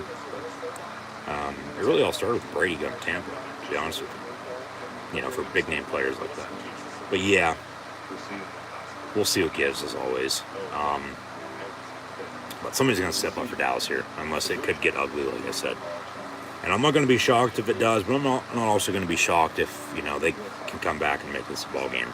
Because there's still a lot of football to be played. They just got to, fun run game, fix some mistakes, don't turn it over, stop them on defense, continue to force, some more field goals where on the flip side, you got to score some touchdowns. And so, yeah, we'll get back to the action here shortly. But it does seem like Tampa has this under wraps. And like I said at the start, it's hard to pick against Brady, especially in prime time. And he's never lost to the Cowboys before in his career either. And now he's the oldest NFL, quarterback to start a game in the regular season. So, yeah, 12-3. We've been waiting all day for Sunday night here. I think Tampa's going to hold on and end up winning this. But like I said, I'm not going to be shocked if Dallas does, in fact, come back to make this a ball game. But at the same time, the way this game's gone and what I've seen, like I said, Dallas hasn't done shit since their opening drive. Until they can, prove me wrong, until they, show that they can move the ball and punch it in just like Tampa Bay. Tampa, of course, has 9 more points, but at the same time, yeah, until you and do something. It's that meme, like, come on, do something, like poking a stick. Just old school, rely on your special teams. It's 12-3. So, I don't think anybody saw this coming, by far. No way. Like, maybe a few touchdowns by now by both teams. Like I said, both of Tampa's last 2 field goals, honestly, probably should have been touchdowns. So it's 12-3, should be 15-3, but at a max could be 20-3.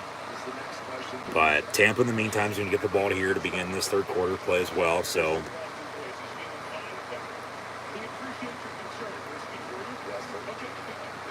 okay, Collinsworth sort of has lost his voice. They say.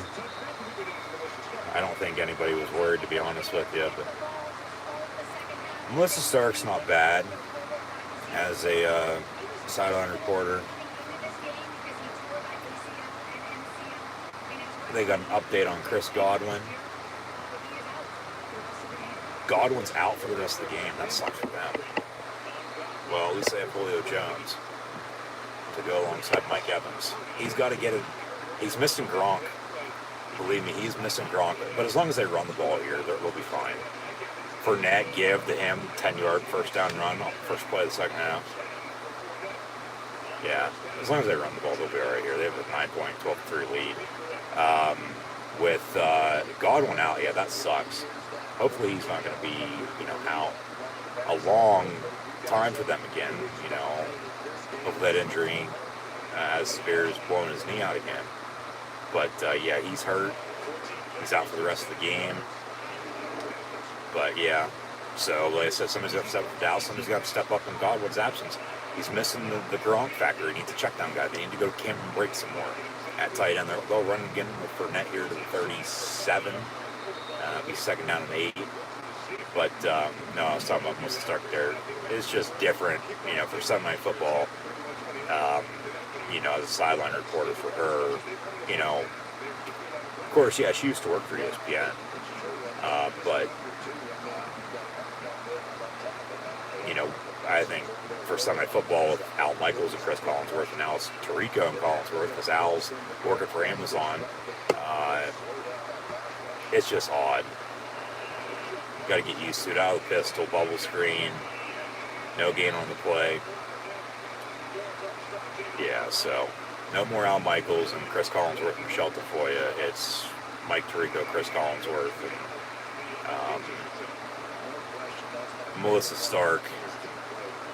Brady, of course, when he retires, he's going to be going to Fox. Fox's number one crew with Joe Buck and Troy Aikman, they both left. They're working for ESPN now. They'll be on tomorrow night for Monday Night Football. They're the number one crew, I think. Followed by Al Michaels and Kirk Herbstreit for Amazon. Got a late penalty, delay a game. False start, still 5-yard penalty, replay the down. And then it's Tirico and Collinsworth, and then Jim Nance and Tony Romo. I can't stand Tony Romo. I'm sorry. He really wasn't that good of a quarterback to begin with. He does, have that, vision factor, he can see the future. But 3rd and 13, and Micah Parsons is coming off the near side edge, coming for Brady again. Here he comes. Brady deep near side. And Brashard Perriman almost brings it in, but good coverage by Dallas. It falls incomplete. 4th and 13, and they'll punt to begin the second half. So Dallas gets off the field. And, Perriman's been intended for a few times. Deep balls. And then incomplete. That was just a big hit late. He was a little slow to get up, too. They can't suffer any more injuries, or they might actually be, screwed. Because remember, AB, Antonio Brown, was on this Buccaneer team last year. He was a wide receiver for him. Before he, on New Year's, walked out in the middle of the game. Said, see you later. They blocked the punt. Nope. Oh. Yeah, they got some of it. I don't know where the hell the ball's at. Okay. They got a good roll, good bounce on to the 29, but they got a hand on it. And it was in the air for a while before it finally made its appearance. It didn't hit the damn scoreboard like first did when they built the stadium, but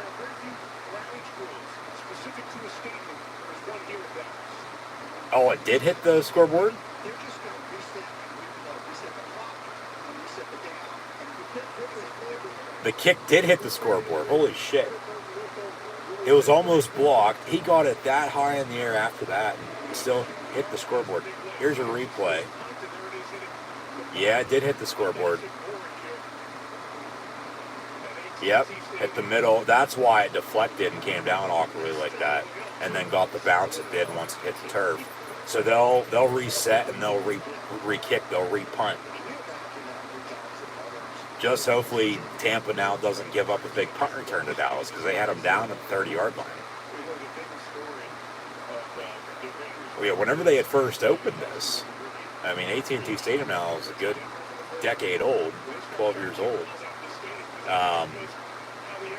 The scoreboard was a little lower than what it is. They had to raise it, and it's still getting hit. Like, they're going to have to raise it again. They, rough them this time. That's a penalty. And then a return. So they almost blocked, but then they rough them, flag on the play. So it was 4th and 13. Question is, it was running into or roughing the punter?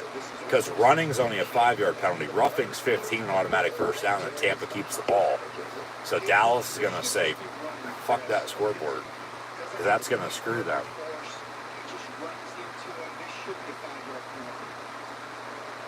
And I don't know. 5, 15, what is it?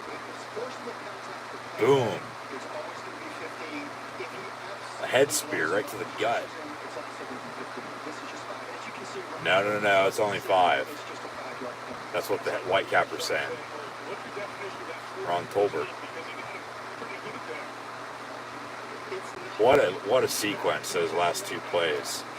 They make them re-punt because it hits the scoreboard, and then they run rough into them, and we'll see officially if it's going to be an automatic first down or not. And Tampa keeps the ball, or Dallas is going to get it 1st and 10. Because then if it's 5-yard, maybe they have them re-kick again. 5-yard, 4th down, they'll re-kick again for the 3rd straight play. You gotta be kidding me. Good God. They could attack the 5 on the end of the run, but that second punt was better than the first one. Here we go. 3rd straight punt in as many seconds.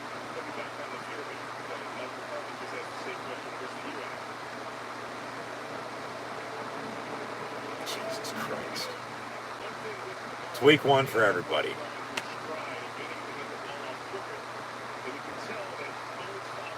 But rely on your special teams. Tampa needs a booming punt now. Pin them deep inside the 5. Make Dallas drive and earn their way back. It's like I said, they have not done jack shit since their first drive. Here's another punt we did not hear. 4th and 8. Yeah, they've almost blocked the first 2. Maybe 3rd time will be a charm. They'll block this one.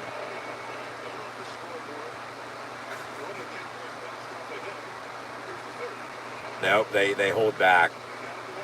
This punt's up and away. And this will be fielded at the, bounces at the 3 and goes in the end zone for a touchback. So they had it. They sent everybody down there. So touchback, 1st and 10, Dallas at the 20. I feel like 5 minutes just went by in the game, even though 20 seconds did. 5 minutes for a lifetime might have went by after all that. Yeah, that was a crazy sequence. First punt was almost blocked. Hit the scoreboard.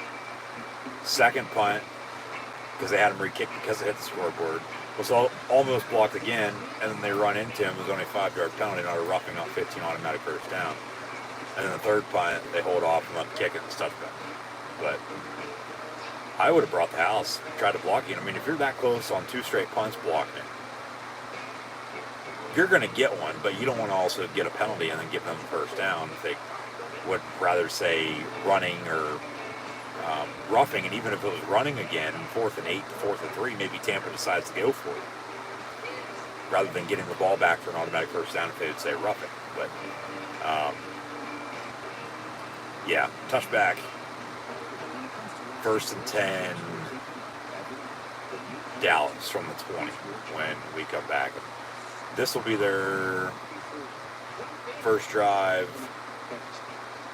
in the second half. And like I said, somebody has to step up. Somebody's going to have to step up. I don't know who, but somebody's going to have to step up.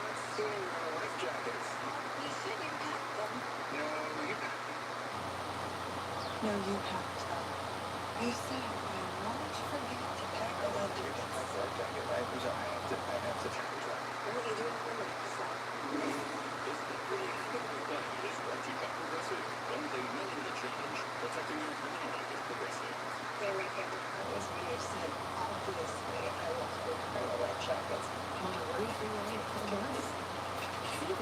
Use light, not odors or chemical insecticides to attract and trap flying insects.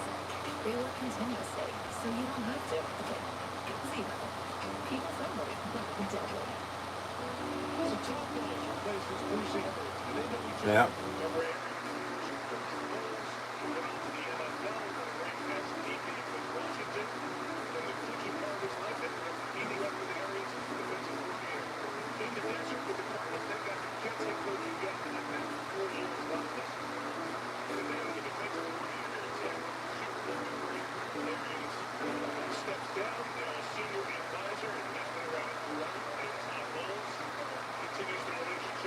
First and 10, Dallas from the 20. Fumble? No. Somebody's shoe came off, it looked like. Zeke for about 3, maybe 4 yards. That helmet's so weird.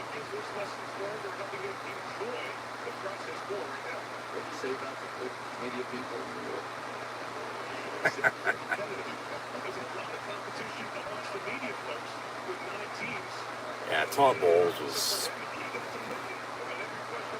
put out to pasture way even before he got the Jet job because, I mean, honestly, Rex Ryan was the last good Jet coach. Saul ain't doing bad, but they're still a damn Jets. So. First down run for Zeke once again.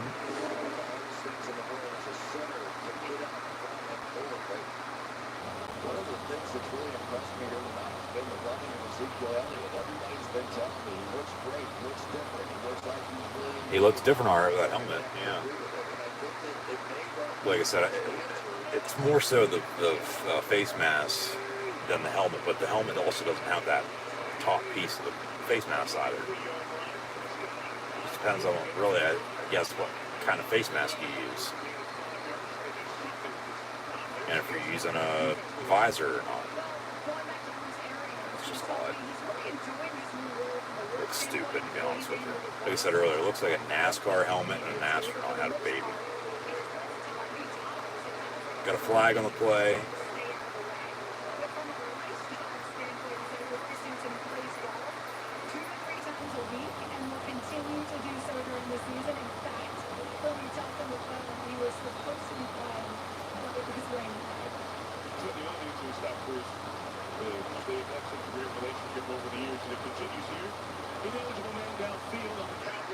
Well, alright, ineligible man downfield on the penalty. They didn't even announce it. They just decided to throw a penalty and see if anybody noticed. From 28. Zeke on the give again. And they'll get to the 33. Yeah, they get the penalty yards back. Be second and long here. 10-12 to play in the third.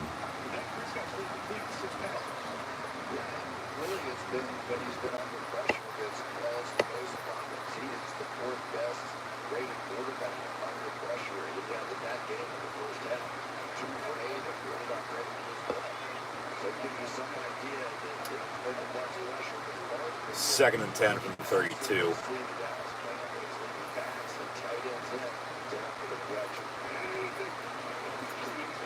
Prescott, dump off near side. Tony Pollard, he gets about 4.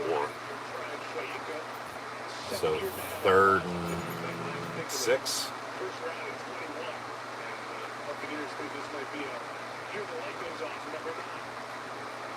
Great athlete, no question about it. There were times that you sort of saw him a season ago, just sort of running around, right pass plays. There's a lot of rookies do. But already in this game, you can see really is beginning to focus in and understand what offenses are trying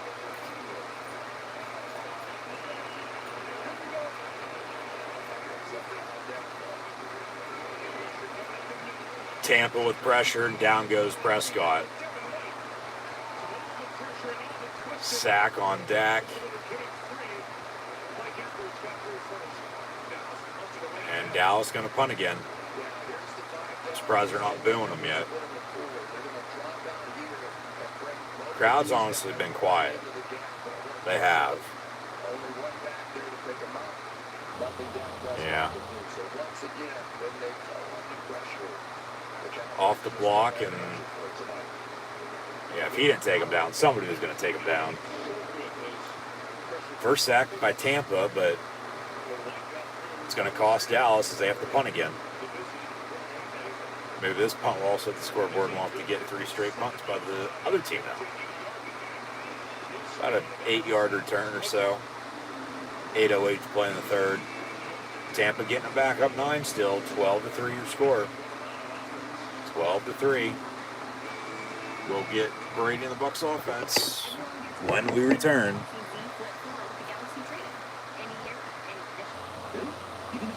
In the meantime, as I said yesterday and earlier today, we're going to recap the first few weeks of the college football season because I would have done it yesterday, but then as that stream was already 5 hours, I'm like, well, I think to myself, and that's why I said it, I'll have time tomorrow night during Sunday Night Football. Not during the Steeler game, but during the other game for this Buccaneer Cowboy game. That at some point in time, can recap it then, and then, of course, go from there. So we're going to recap the first 3 weeks of the college football season. Week 0, which was August 27th. Week 1, which was Labor Day weekend last week. And then week 2 this past weekend. And then we'll also preview next week here tonight as well. So, yeah, without any further ado, wanted to do this yesterday, but we're going to do it now. And then tomorrow we'll give a full NFL Week 1 recap and a full Week 2 preview during Monday Night Football, so be sure to tune back in. But as always, just want to say thank you for tuning in live right now and listening to my NFL Sunday Night Football, Buccaneers Cowboys live watch along reactions live here on YouTube. Be sure to like, follow, and subscribe. Links in the description. This is Week 0 in college football. Western Kentucky defeated Austin Peay 38-7. Across the pond in Ireland, we had Northwestern defeat Nebraska 31-28. There's an onside kick in that game in which Northwestern took advantage of and didn't look back. Since then, though, as this game, looking back on it now, really doesn't mean a hell of a lot. Nebraska won last week to get to 1-1, but then they lost last night. Just as Northwestern lost yesterday as well. However, with Nebraska losing once again in a one-score game, 45-42 at home, I might add, at Memorial Stadium in Lincoln against a non-Power 5 in Georgia Southern. Nebraska has had enough of Scott Frost. They have fired their prodigal son. He is no longer the head football coach of the Cornhuskers, effective immediately. They're going to pay him his buyout that they owe him. It was going to split in half come October the 1st, but they're going to have to pay up since they fired him 3 weeks into the year, as he's the first coach to be fired in 2022. Nebraska's the first job that's open. We'll see, who's going to be rumored to take that gig. We'll see who they end up hiring. I mean, Nebraska's a blue blood in college football. When they're good, it's good for college football as well. But they've been bad for a few years now. They just haven't been able to get over that hump. They've had a lot of negative go their way. Leonard Fournette up the middle, big first down run for Tampa Bay at the 42. Honestly, for Scott Frost, I get he played in Nebraska, and the Nebraska gig opened up, and he took it. He probably should never left Central Florida, but in the same point in time, would he still be at Central Florida right now? Probably not. You only live once, and they wanted him, and they hired him, and now 5-6 years in, he's fired. So Nebraska's open. We'll see what else opens up. I said at the end of last year, I thought Nebraska, as Tom Brady launches it deep, it'll be incomplete inside the 5 intended for Julio Jones. That coach is on the hot seat. Jobs up to open up. Potentially Nebraska and West Virginia, because those would be 2 potential places for Urban Meyer to land. And I still do believe that. Auburn, potentially, as well. Maybe somewhere out west in the Pac-12. But, Nebraska's open. We'll see, a long list of potential, candidates. I mean, Matt Campbell's right at Iowa State. If he'd want to make the move to the Big Ten, he's not going to have to move far. He's going to have to move a little far west, but a little further west, I should say. I think he'd be a good fit. I want Matt Roll here at Penn State if it comes down to it, if Franklin's not going to be the head coach. But it seems like he will be, for the time being at least. Matt Roll and the NFL right now, the Carolina Panthers, they just lost to start the year at home against the Browns. And I don't know how short his leash is going to be this year, but they brought him back again. He's a better college coach than he is an NFL coach. He's like this generation's, I'm not saying he's as good of a coach as Nick Saban, but, just that type that, okay, he had a few stints in college and had success, bounced around, made a stop in the NFL, wasn't as good, and then he's going to come back to college. Matt Roll to Nebraska sounds fitting. Luke Fickell at Cincinnati, Bill O'Brien's the offense coordinator for Alabama, and I know these 4 of the 5 candidates I want for Penn State, but they also make sense for Nebraska because Penn State and Iowa, Penn State and Nebraska, they're more alike, as Penn State and a Pittsburgh Steelers fan myself, than they are different. Okay? So I'm sure there's somebody, say mid-level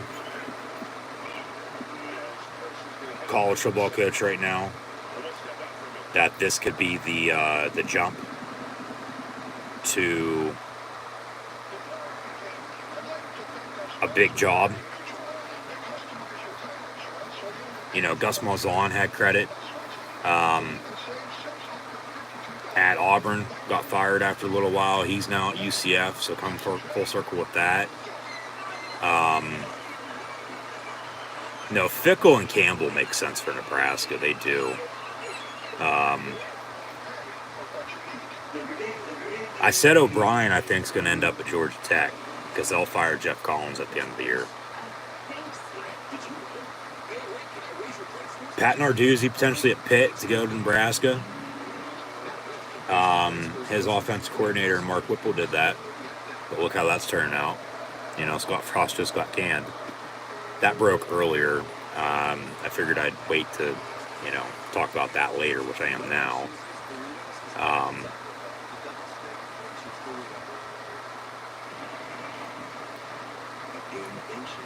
I don't really see anybody inside the Big Ten as a head coach, leaving to, take the gig.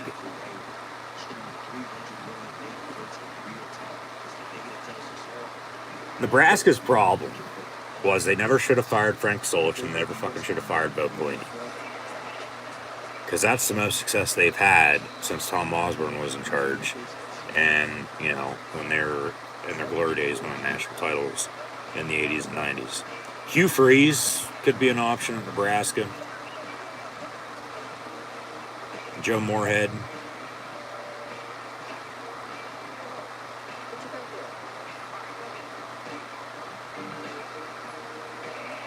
Brady Hoke at San Diego State.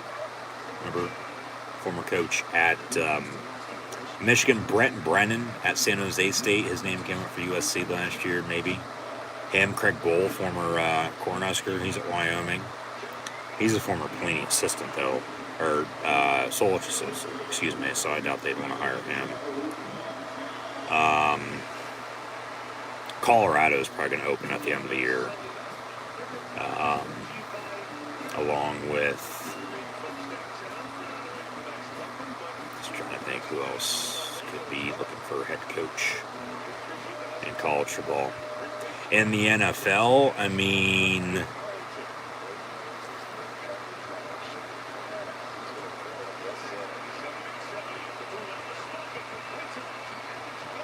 honestly, probably nobody in the AFC, which is a surprise.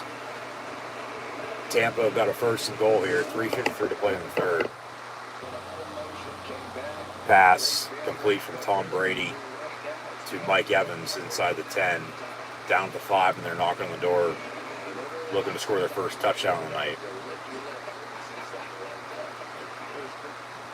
Yeah, but honestly, probably nobody in the AFC. Maybe LA, the Chargers. Get the right guy in there for Justin Herbert. Mike Evans caught, touchdown, Bucks. 18-3, extra point to come. We'll see if they go for 2, make it 20-3. NFC wise, Dallas potentially. Mike McCarthy here. Sean Payton to get hired.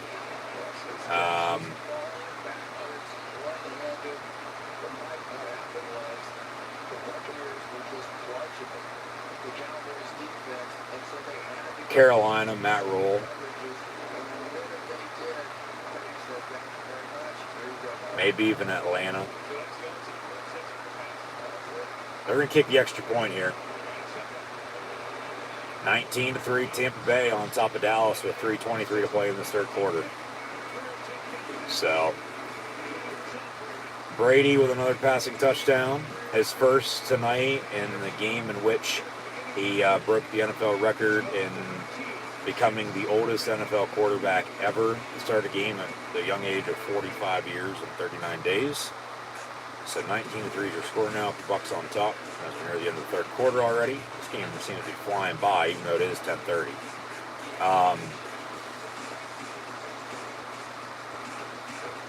And then, Seattle potentially if Pete Carroll would retire. And Arizona for Kingsbury if, that goes sideways for them again this year.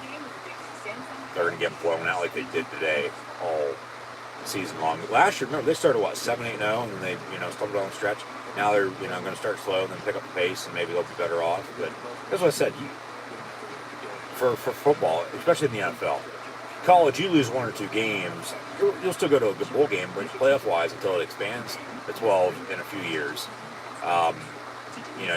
Your season's not done, but it's done, if that makes sense. NFL, you can be middle of the pack, 500, maybe a little bit better, and still make the playoffs. Because hopefully, you get hot towards the end of the year and, can make a run. But, other than that, I only see a couple potential openings in the NFL next year. Like I said, honestly, probably nobody in the AFC. You look at the NFC, you had Dallas, Carolina, Seattle, maybe the LA Chargers, like I said, in the AFC. But yeah, that's 3, 4, 5. We'll have a bunch of them anyway, because somebody's probably going to leave or unexpectedly get fired on Black Monday. In college football, though, as we were talking about recapping college football here, and then I get talking about Nebraska because Scott Frost was fired earlier. Just looking around the rest of college football, who else could get potentially fired? come the end of the year.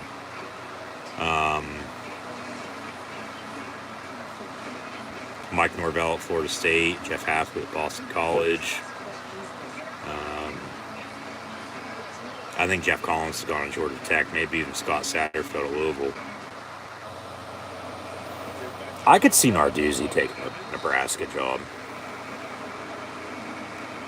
I don't think he'd be a top choice. I think Luke Fickell, Matt Campbell, for sure. Because they've been hot names for a couple years. You can throw Pat Narduzzi's name into the mix. Matt Roll, if he gets fired by Carolina. Who else could make the jump? Who could take over at Nebraska? That's the big question. Maybe North Dakota State's head coach.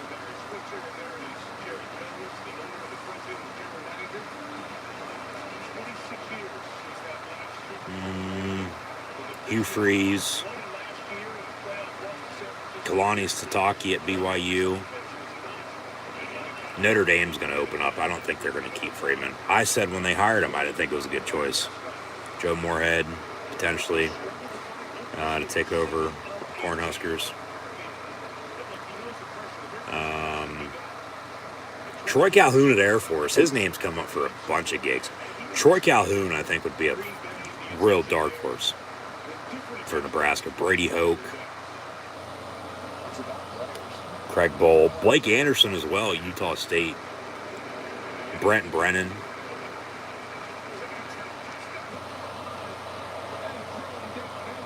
Now here come the boos. Speaking of Nebraska, well, former Iowa Hawkeye makes a sack on Dak Prescott here.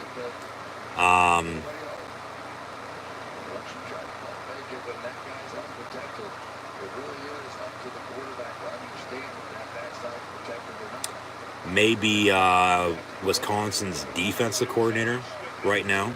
Maybe Kirk Ferentz's son, who calls plays for Iowa.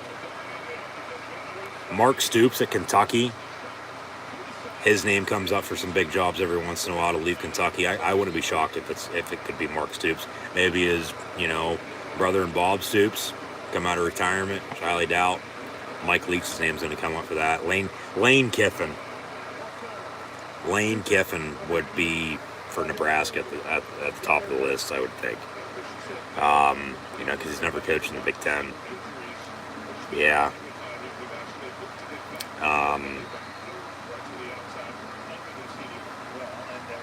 Jimbo, if things go sideways at A&M this year, after their loss to App State yesterday. Maybe if Brian Kelly wants to relocate his family again.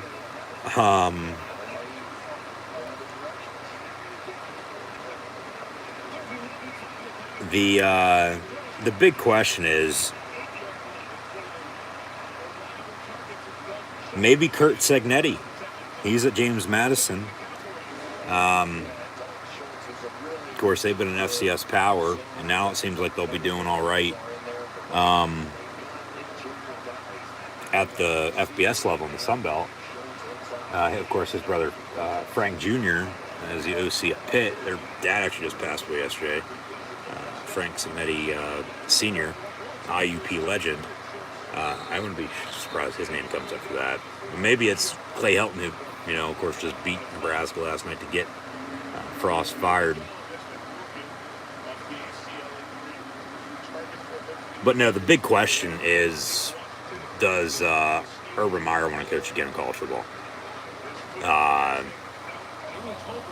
Because I think Nebraska would bypass all the backlash that could come with it if, of course, they'd hire him. Because you hire Urban Meyer, you're going to win.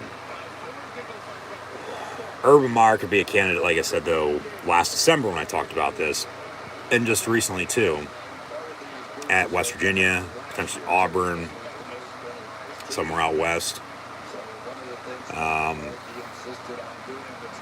Yeah, Oregon could open up again, potentially. Notre Dame, but, Catholic and all, Urban would probably not be allowed to get hired there. Because, hell, they didn't want to hire him when they just promoted Marcus Freeman because of everything. So, and that would be a dream job for him, too. He's already said that. But guess who's going to be in Lincoln on Saturday for a kickoff pregame show? And it's, Fox Big Noon Saturday, and Urban Meyer's going to be there. So, let the rumors start about who's going to go to Nebraska. I just named off some potential candidates that I think could make sense. Listen back to this, later on to see if any of it comes true or not. But hell, I'm going to have to listen back to it myself and see who the hell I exactly said. Because I was just looking at a list and, okay, well, maybe this person, maybe that person, but then not really thinking about it, a hell of a lot. Even though I didn't. In the meantime, we're about to hit the end of the third quarter here on Sunday Night Football with the Bucs on top of the Cowboys, 19-3. This game has been pretty boring, to be honest with you. We just had one touchdown there late. But it's been all field goals, and the Cowboys still really can't do much. They still have not scored since their opening drive. But at the end of 3, it is 19-3, Buccaneers. Cowboy ball, 2nd and 6, begin the 4th when we return. So, no, I was talking about, recapping college football here for the first few weeks. And then we got talking about Nebraska. So, I guess I can talk more about them. Compile a, for sure, certain list of candidates who I think could take over, and we'll talk about that, I guess, next weekend during college football, because it's going to be a big discussion this weekend in the months to come before they hire somebody. Because if they can fire somebody who played for them, who they thought was, the savior, I mean, honestly, because somebody's going to want the job, somebody will take it, but there's going to be a lot of work to do. Another one-score game, and they can't find a way to win. Just pathetic. But get her done. Maybe he'll take over. No, so week 0, Western Kentucky beat Austin Peay 38-27. In Ireland, as we started week 0 there, and then finished in Hawaii with Vanderbilt in Hawaii. Northwestern won 31-28, but like I said, this game honestly really doesn't make a hell of a lot of sense anymore. Doesn't really matter a hell of a lot, just because of what's happened since. Northwestern was on a bye last week. They lost them yesterday to Duke at home, which their goals are still in front of them, I'll say, because they're 1-0 in the conference. That one loss yesterday really ain't going to hurt them because it was non-conference. But still bad loss. But then Nebraska lost that to Northwestern by 3, 31-28. Like I said, after the onside kick went sideways. And then they won last week over North Dakota, not North Dakota State. And then lost last night to Georgia Southern by 3. And Scott Frost has been fired. UNLV defeated Idaho State 52-21. Utah State 31-20 over UConn. Okay, yeah. At the end of the first and third quarters now on Sunday Night Football, we get interviews with the head coaches rather than, say, at halftime and at the end of the game. NFL taking a playbook out of basketball for the most part, even hockey and baseball. Talk to the managers or coaches at the end or in between the quarters. It seems like it's only going to be NBC doing this for Sunday Night Football. Maybe primetime. Maybe they do it tomorrow night for Monday Night Football, and they just didn't do it this past Thursday night for the kickoff game. and then we'll see if we get it Thursday night or not for the time being. But this is the first time they've ever done it. We got a hold on the Dallas offense at 10 yards. I'll replay the down after that's a good call. Actually, 2 holds, not one's for sure. But yeah, that'll negate the first down run, and they'll back it up. Yeah, clear as day. So early fourth quarter, 19-3 Tampa Bay. Looks like the Bucs are on their way to a victory. From the 45, 2nd and 16 for Dak and the boys. 3rd and 3 here coming up. Dalton Schultz on the reception. But no, Western Kentucky won, Northwestern won, UNLV won, Utah State won as mentioned. Illinois 38-6 over Wyoming. Florida State defeated Duquesne by 40, 47-7. Florida Atlantic 43-13 over Charlotte. North Carolina, they played week 0. They played last week. They played yesterday. They're 3-0. 56-24 win over Florida A&M. Before they've also defeated App State and Georgia State. Nevada won 23-12 over New Mexico State. North Texas 31-13 over UTEP. And then Vanderbilt 63-10 winners at Hawaii. Now we'll get into week 1 from the Thursday through Monday games last weekend during Labor Day, and then get into everything from yesterday momentarily, so stay tuned. Now, if we don't get to it, we'll get to it tomorrow night during Monday Night Football, along with recapping what happened today in the NFL, along with previewing next week in college football and the NFL at that point in time, too, along with watching Monday Night Football and WWE Monday Night Raw. Be sure to subscribe. Almost intercepted. Actually, excuse me. It was almost intercepted, yes, but that was on 4th down. So incomplete. Turnover on downs. And Tampa getting the ball back. Crowd's probably going to start filing out because this game's over. Still have 12 minutes to play. Dallas, once again, has still not done anything since their opening drive. And it was a field goal. They led 3-0. Then Tampa came back with a field goal of their own. Another field goal. And another field goal. And another field goal. They missed one. Could have been 15-3 at halftime. And then at 12-3, Tampa scored there with a passing touchdown from Tom Brady to Mike Evans. Extra point up and good. So 19-3 is where we sit because Dallas has not done anything since their opening drive and field goal. Every other drive, with that turnover on downs now, have an interception, no running game, and punts. That's Dallas Cowboy football for you. Hey, we just had Scott Frost get fired by Nebraska 3 weeks in. Maybe here early on in the NFL season, we'll have Jerry Jones strut his way to Mike McCarthy's office and axe him.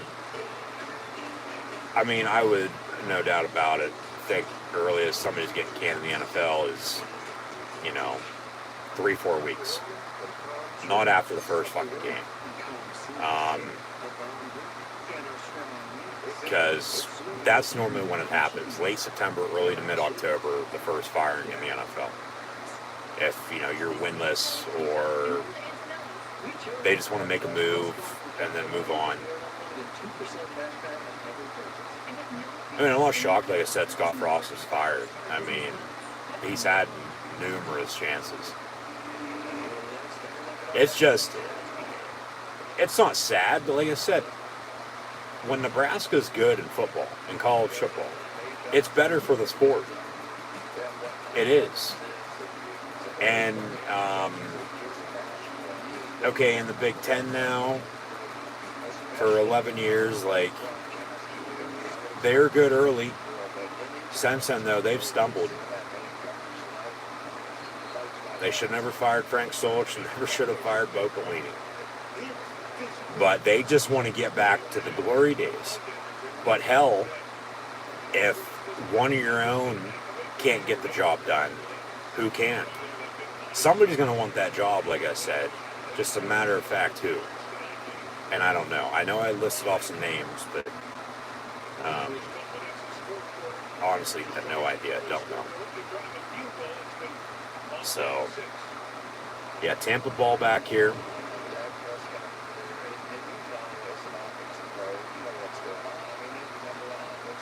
Yard on the gain. 2nd and 9, 13:00 on the dot. 13 minutes and counting now. 12:58. 12:54. Etc. to play.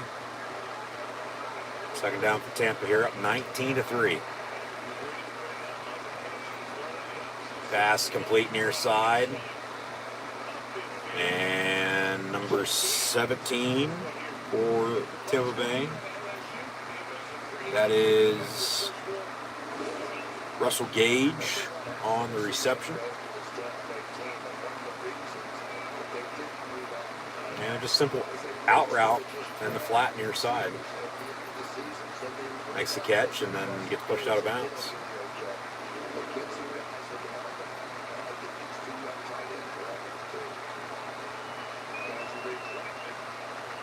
Third and 2 from the 48.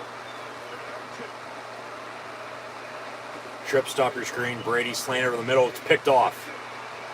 It's picked off by Wilson. Number 6 for the Dallas defense. Donovan Wilson. As the Buccaneers make their first mistake, it was intended for Mike Evans. And, I mean, they're still up 16. They're up 2.5 scores here with 12 minutes to go. I mean, Dallas could come back, but I highly doubt it because they still haven't done anything since their opening drive. All they need, though, no doubt about it, is a spark. And maybe that's the spark they need. And it's a turnover that they need to capitalize on now to get themselves back in this ballgame. 3rd and 2, I mean, I don't mind the slant over the middle, but I don't get why you're throwing to begin with. You probably should have ran it. Run some clock. You know, honestly, if you don't get it, you punt, you pin them deep from midfield, and then they got the distance to go, length of field, you know, from inside the 5, for God's sake. So, yeah. I agree with that play call. And now, in the meantime, we'll see if Dallas can capitalize. If not, game's probably going to be for sure over then at that point. But if they do capitalize, end up driving and scoring, you know, making it a 9-point deficit with 10 minutes to play. Okay, it's still a 2-score game because, once again, as I said earlier, 9 points, even though it's one digit, it's a 2-score game. And there's no role in the NFL. Turpin's going to learn the hard way here. Played in the USFL this past year. That you score, you can either kick it for an extra point or go for 2 for an 8-point score, basically. I'd hope if you watch football, you know what the hell that means. It's not the USFL. You can't score a touchdown and then hope to get like a 3-point play afterwards or a 4-point play afterwards, you know, to make it a 1-score game then at that point. So he'll continue to return kicks. He might step up on offense here if they, you know, get him the ball. They got to get Tony Pollard the ball some more here. Got to run it as well as Zeke. Stats here.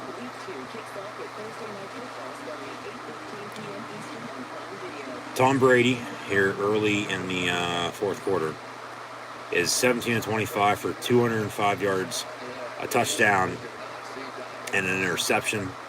He's been sacked twice. Fournette, 20 carries, 113 yards. Mike Evans, 5-71 in the score. Julio Jones, 3 for 69. Chris Godwin out with an injury, 3 catches, 35 yards. And Leonard Fournette, 2-10. Dallas on the flip side, back with the ball. Was 1st and 10. Now it'll be 2nd and 8 after 2-yard pickup by Zeke. Dak Prescott's 11-23 for 102 yards. Interception. Both quarterbacks have been sacked twice. Zeke, 10 of 52. Brady, yeah, my fault. Yeah, he probably should never threw it, let alone run the play. Dalton Schultz leads Dallas in receiving, 5 catches, 44 yards. CeeDee Lamb, 2 of 29. Very quiet night. Got to get him the ball more. And then Houston, 2 of 16. That pass incomplete. 3rd and 8 for the Dallas Cowboys here.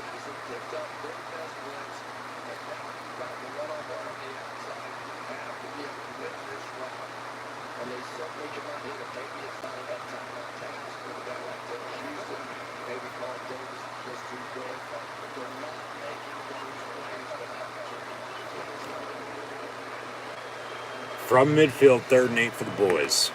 11:26 to play. Down 16-19 to 3 score. Prescott going to roll out far side, pump fake, and then gets rid of it. Incomplete as he threw behind a wide open man at the 40. Intended for Noah Brown, and boos from the crowd. Yeah, McCarthy's going to be gone.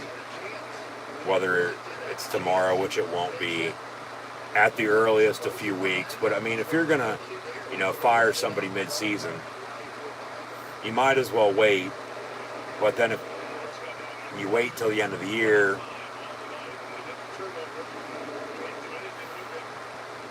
everybody's got a plan, even playing surface end to hire who they want, go through the coaching, process.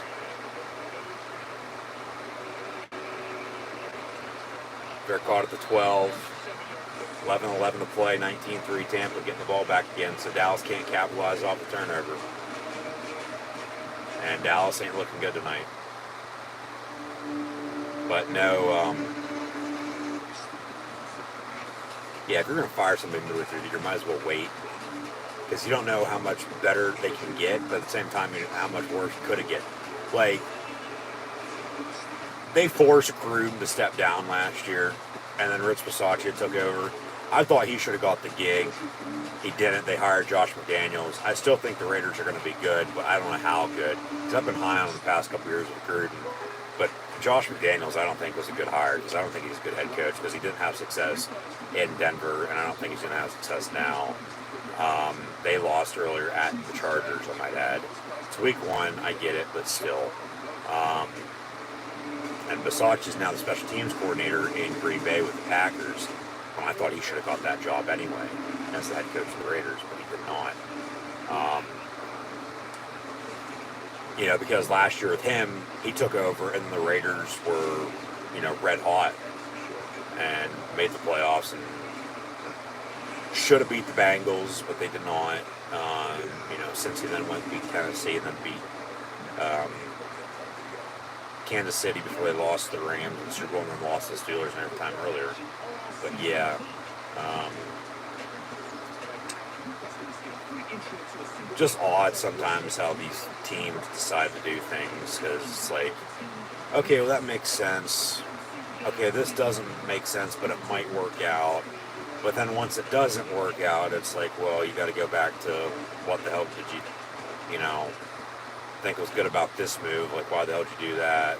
I mean, I can understand for money reasoning for a player, but for a head coach, when you're paying them, and then you're giving them a allotted amount for a staff, like, no. But if this keeps up for the Dallas offense here over the next couple games, which it might, I don't think it will though. They'll kick out of it eventually. They play in the NFC East, for God's sakes. Which division's probably going to be a little bit better than it's been. And still, remember, that division, there's a new winner each year. And Philadelphia won it. Dallas, won it last year with Philly as a wild card. As they went to Tampa and lost in the wild card round. And Dallas hosted San Francisco and lost to the 49ers. Leonard Fournette on a first down run for 15 yards down the far sideline. So, yeah, Fournette he might get 200 yards here by the end of the night. They keep it up, run the football with him. Because he's been the bell cow for him. Maybe that's what they need rather than go by committee for Tampa this year. Run with Leonard Fournette, as long as your O-line stays healthy. Hopefully he doesn't get hurt either. I mean, you still have some other guys banged up, but just like I said earlier, as long as you give Brady enough time to hand off, let him throw, make plays, let Tom Brady be Tom Brady, Tampa's going to be fine because they're going to play good defense too. So, from the 27, 1st and 10.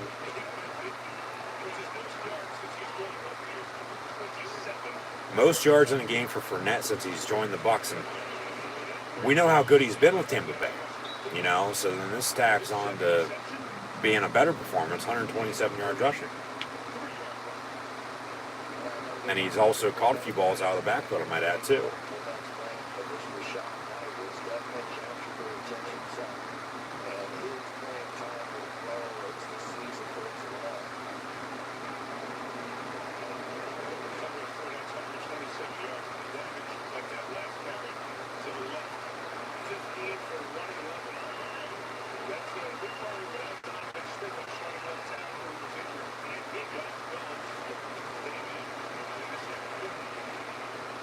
Second and 3, and White gets about a yard or so.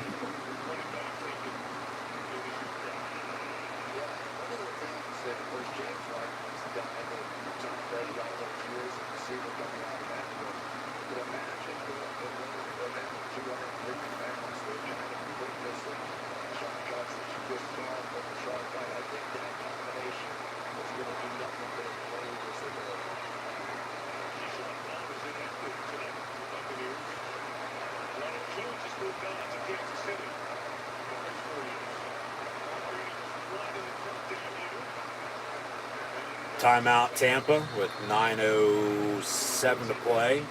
They're first. Just working some clock now at this point. So that offensive threat for Tom Brady, it's been familiar to me. This is something usual. That was their pass. Protecting the treasure, if you will. They had as many starts together as anyone in the NFL.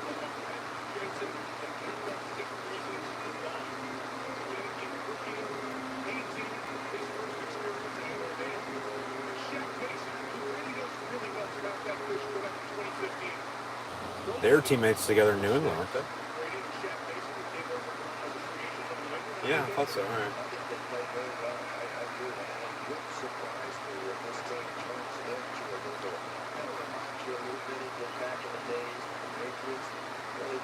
Yeah. It's true.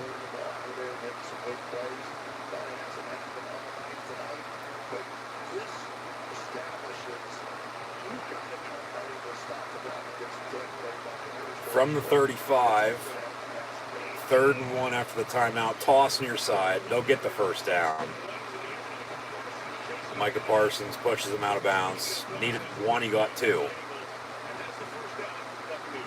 Clock stops, but they reset, and they're going to take some more time, as much time as they can off this clock, and wind it. They're already up 16. This game's over. Dallas ain't coming back. I said this at halftime, but I said I wouldn't be surprised though if they did come back, but they still haven't done shit since their opening drive. So yeah, this game's going to be over. Hell. Well, they'll take a couple TV timeouts to keep us interested in it. I was going to say 8.5 to play. We got about 8 minutes to the top of the hour here, Sunday football, till 11 o'clock. Might be one of the shortest Sunday games in quite a while. When some go to 11:30 midnight. Shard White. Yeah. Run the ball, open up the play action, and play good defense. Because it works. That's why. They'll run an end around. And on 2nd and 4, they get 2. So 3rd and 2 here. They're going to keep trying to get some first downs here, make Dallas call their timeouts, and just run away with it, work as much clock as they can. They don't need to score again. You know? I mean, they missed a field goal. Okay, a max of score here would be 22-3. 2 of the, field goals could have been touchdowns, so you have the one touchdown they do have. Could be 26. Could be 33-3 right now, to be honest with you. Could be a fucking blowout. I mean, this is still a pretty good beating, because Dallas hasn't done anything. But that's what I said earlier. Honestly, I think the question's going to be about this game. Intended for Cameron Brate, it falls incomplete. Is Tampa this good, or does Dallas suck that bad? And I think it's the latter. because they have not done anything whatsoever tonight. Nothing at all. Whereas Tampa's been able to drive, and they have 19 points compared to Dallas's 3 points to show for it. Whether 12 of those 19 points were 4 field goals or not in the touchdown game really doesn't matter. Here's a Tom Brady commercial.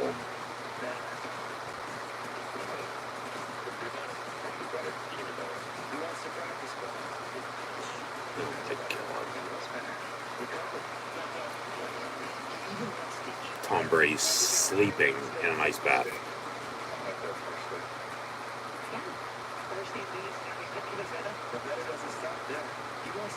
Oh, this is his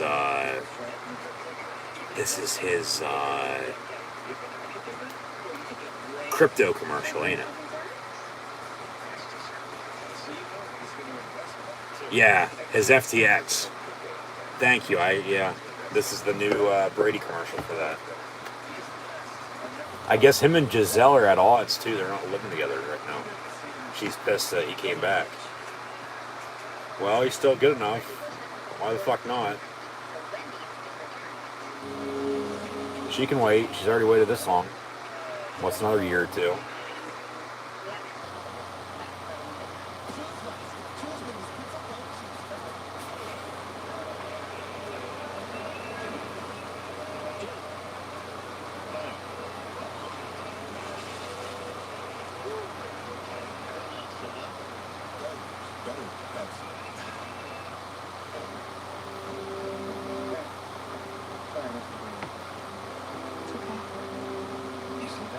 So as this game progresses, I know I still have a lot to talk about in college football. And I got through some of it, hoping to get through all of it. Doesn't look like that's going to be the case. So we're going to hold off, and we got through week 0, talked about some other stuff, because there's still a lot to unpack. I'll unpack with the NFL here too. Tomorrow night, Monday Night Football, WWE Monday Night Raw, that's when we wrap that up. Because I think tomorrow night's game might be similar to tonight's. I do. With Denver putting it on Seattle on the road. Russell Wilson getting the better of his former team, the Seattle Seahawks. Because I don't think Seattle's going to be good this year without him. You've got Geno Smith at quarterback. No thank you. They got Drew Lock at quarterback. Again, no thank you. They had a few players retire. Doesn't look like they're still going to have a running game. Like, no.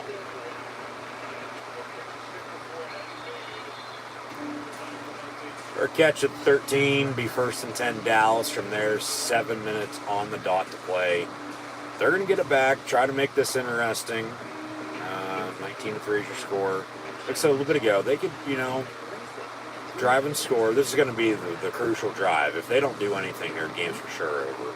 But if they do drive, it'd have to be a touchdown. Can't be a field goal. Make it a 9-point deficit. Still 2-score game. Even though 9's a single digit, still 2-score game. Because a touchdown and 2-point, the max you get out of that's 8 points. You'd still be down 1 if you'd score and get that too. And then it'd be interesting to see, of course, how it would finish out. Go back to Tampa's missed field goal. 2 of their field goals potentially could have been touchdowns to have a 30-point lead right now, potentially. Dallas wait until the very end to do something. But here we go. Prescott complete.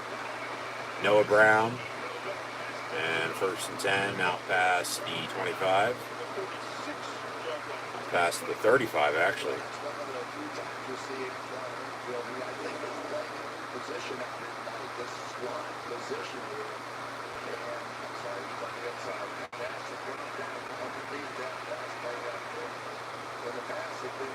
Yeah, it wasn't a bad play. I mean, Prescott might have had some help up front with the hold and then got hit anyway and then put the ball right over the money. And from 36, that pass is incomplete, almost picked off, 2nd and 10. Yes, we'll see if they can make it interesting here or not. They zoom in on his hand because I guess he hit it off the helmet, which that's never good for a quarterback, especially your throwing hand, because you can't grip the ball. And you sure it's only going to be throwing with your other hand, unless you're, what do they call that? You can throw with your right and left hand. Yeah, that.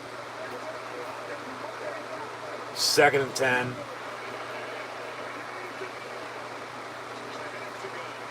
Prescott complete. First down, Cowboys at midfield. Noah Brown is who's stepping up for the Cowboys. He's playing better than CeeDee Lamb is tonight. You know, if only, you know, they had Gallup, and only if they had James Washington. You know, a few more receivers to dish it out to. You know, Schultz at tight end, okay. They run a screen near side, boom, down goes Zeke. Hit right away. So 2nd down and long. Prescott coming out with a hand injury. Are they going to tape him? Yeah, Cooper Rush in the ball game at quarterback. So Dallas can't do shit, and now they got a quarterback injury problem with Dak Prescott in his right hand, so he can't throw. Oh, God. Their season's down the drain now. Saw how bad they were when he, you know, had that compound fracture 2 years ago against the Giants. No, it should be all right. I mean, yeah, he had a helmet as he came down. Well, he had a helmet after his hand got swatted back, like fingers and all. So Cooper Rush in at quarterback. They did have Ben DiNucci from Pitt and JMU, but they cut him. So yeah, Cooper Rush, your quarterback now for the Dallas Cowboys. They're checking him out. He can't even make a full, not a fist. He can't spread his hand. As if, say, you'd put it down on a piece of paper and trace your hand. He can't even do that.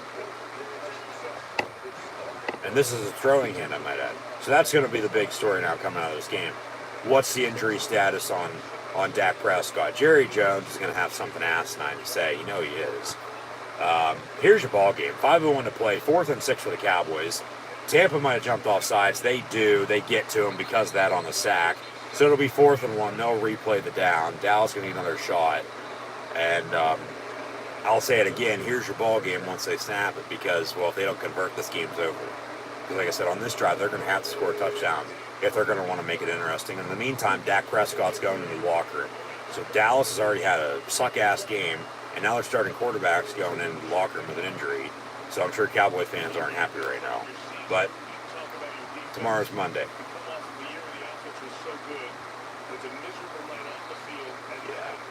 Miserable's, to say the least, Mike Tirico.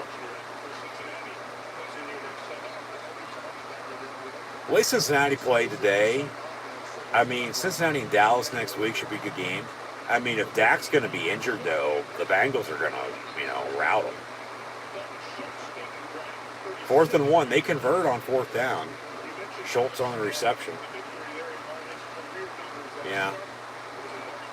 Cooper Rush. He won at Minnesota, right, on Halloween last year, right? Yeah.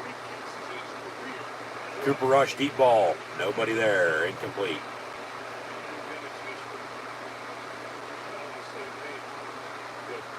It's funny. The Dallas Cowboys have a receiver with the last name Houston. Where's San Antonio? Where's Waco? Where's Austin? Where's Lubbock? Where's El Paso?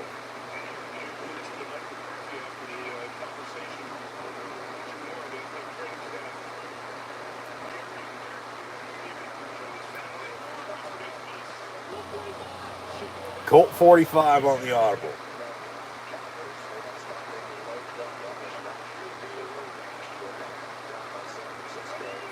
We're going to shoot him up, bang, bang, Clint Eastwood style.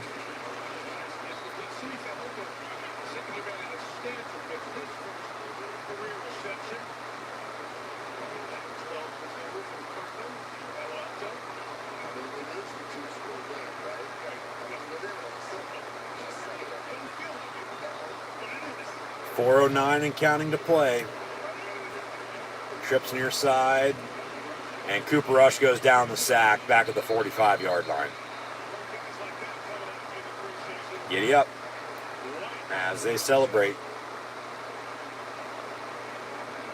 And all Mike McCarthy can do is stand there with his arms crossed. He's not the play caller. He's not the offense coordinator. That's Kellen Moore. If Boise State were to open, Kellen Moore potential for Boise State because he played there. But I don't know if he'd want to, go back to college, be a college coach, or, stay in the NFL. 4th and 15. Here's your ball game.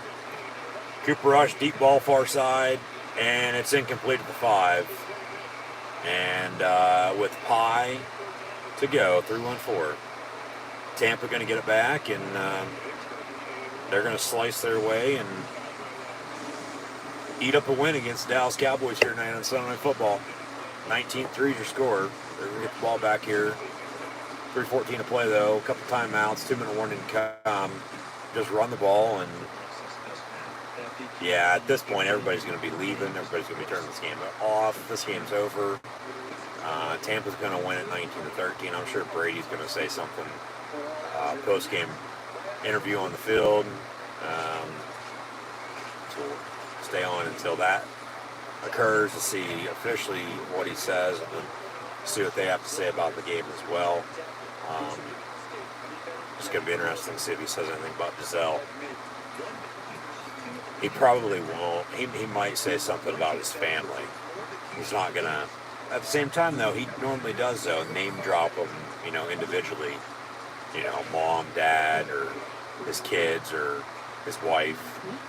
Yeah, so I think everybody might be checking him to see what he says about that. Because supposedly, because when he retired, he was going to be retired. And then he said, no, I'm back. I'm unretiring. She got all pissed off at him. And then take a family trip in the middle of training camp, whether it's for the Masked Singer or not. They're reportedly not living with each other now. So talk about a soap drama. Tom Brady's at the front of that right now as football season begins. But yeah.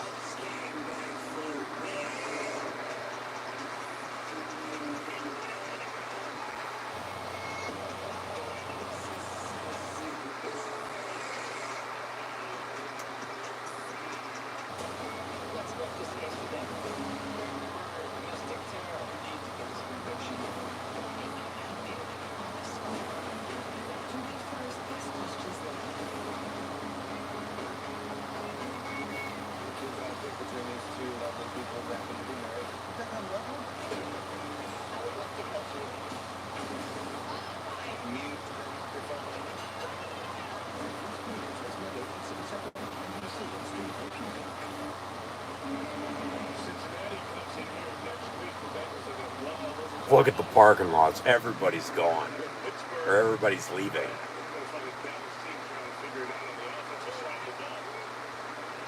Why is Micah Parsons still in the game? Unless you honestly think you're coming back and winning this, Dallas. Why do you still have your damn starters in this game? Timeout, Dallas. I guess, well, until they call their timeouts. The goat and his geese. We're down on the farm tonight. Yeah, of course. The Patriots, Buccaneers, the Vikings, Cowboys, and Falcons. He has 10 wins against Atlanta. Never lost to the Falcons. He has 6 wins, make it 7 against the Cowboys. The Vikings. He never lost against the 2 other teams that he's played for. He never lost to the Buccaneers when he was a Patriot. And he's never going to lose against the Buccaneers again because, well, one, he never has, and he's now a member of them for the 3rd year in a row. And he's never lost to the Patriots. And unless they meet in the Super Bowl, the way the NFL schedule is, the one time they met last year, it was the first time and only time that they're going to play against each other with him, unless he plays until he's like 52, 53, because the next time they'll play is in 8 years or so, 4 or 8 years. And just with how the schedule is, how they rotate. Yeah, and yeah, talk about him going to Fox. He signed a $350 million deal to be the color commentator for their #1 team for broadcasting NFL football once he retires. So Gisele's pissed off now. Just wait until, and that news is public. Like, she knows. Just wait until he officially retires. Like, he's still going to be involved with football. I mean, hell, last year he wanted to go to Miami along with Sean Payton, so they say. And then the Brian Flores shit. And then he stays in Tampa, and then he retires, and he unretires, and he comes back, and here he is tonight, leading Tampa to a 19-3 win here on Sunday Football against the Dallas Cowboys, a team he's never lost to, and he's never going to lose to him, including tonight, and potentially again if he never plays them again. So, yeah, 5 teams to have never beaten Brady. The Patriots, the Bucks, both those teams he played for. But then the Vikings, the Cowboys, and the Falcons. All NFC teams. Yep.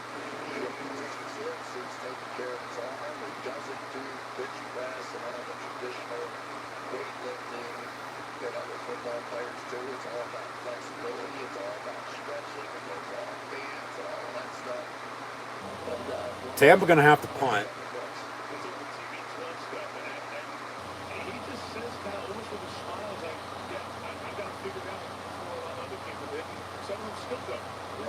It's true. It's true. Yeah. So yeah, Tampa going to have to punt here. So Dallas going to get it back. They got no timeouts though, so all they have for a timeout is if they get out of bounds or the 2-minute warning coming up. They're down 16, which is 2.5 scores at 19-3. That's 2 touchdowns and 2 2-point attempts to tie it at 19 and 2:47, which I highly doubt it because Cooper Rush is still in the quarterback for the Dallas Cowboys because Dak Prescott is injured. Yeah, he ain't coming back tonight. And he might not play next week, for all we know. It looks like it's his thumb and his right pointer finger in between there, that muscle right there that connects. And on your, I mean, it wouldn't be a problem if it was on his non-throwing hand. It's on his throwing hand. He can't throw a football because of it. They're screwed. And they can't run the ball with Zeke. And they just gave up 19 points to Tampa Bay, whether 12 of them were field goals or not. They still gave up big drives. Yeah. Jerry Jones is one of the problems for the Cowboys to begin with. Like I said, he'll say something asinine when he's asked about Dak and the way they lost tonight and all that, but they haven't been good in a while. Even when they've been good, they're not good. It's been 26 years since they went to the Super Bowl and won, okay? You know, but when they make the playoffs, when they're good, they always end up losing. So like I said, when they're good, something still goes wrong. Cooper Rush, deep ball near side, completely overthrown, out of bounds, incomplete. Got a third down, and hell, Tampa might even get the ball back again before the 2-minute warning. We'll take a look at the Cowboys schedule. Bengals, Giants, Skins, Rams, Eagles, Lions, Bears, and then a bye week midway through the year. They go to Philly on a Sunday night, week 6. They get the Colts at home on a Sunday night, week 13. And then at the Packers, at the Vikings, Giants, Colts, Texans, Jags, and a couple other teams later in the year that I didn't catch before they turned it off. But, yeah, 4th and 3 here. Here's your ball game again. Cooper Rush, complete. They stay alive. They can't convert on 1st, 2nd, or 3rd down, but they have got every fucking 4th down play they called tonight. What the hell? That'll take us 2-minute warning. 19-3 Tampa. 19-3 Tampa. We'll update real quick some final stats and scores once we sign off here. But then that'll do it. They're actually not even going to take a commercial break here at the 2-minute warning. They're just going to go off schedules the next couple weeks here for both these teams. Yeah, Tampa, Saints, Packers, Chiefs. They got a first tough month. Next time Sunday Night Football, it'll be Chiefs and Bucks on, well, that'd be October the 2nd.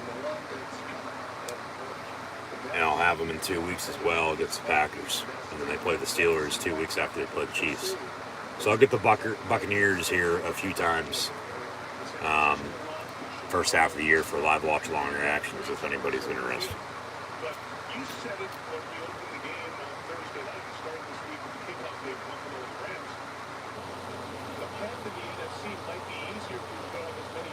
Yeah. Yeah. Yeah.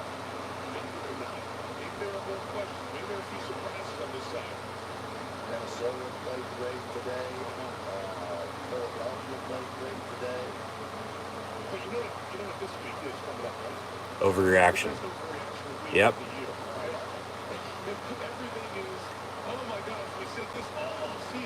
And then boom, it's like, no, that's not what happened. Yeah.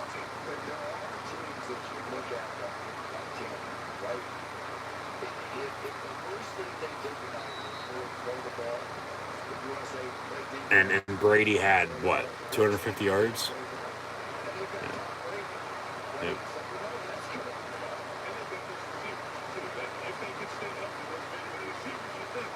First and 10. And it's incomplete. 2nd and 10.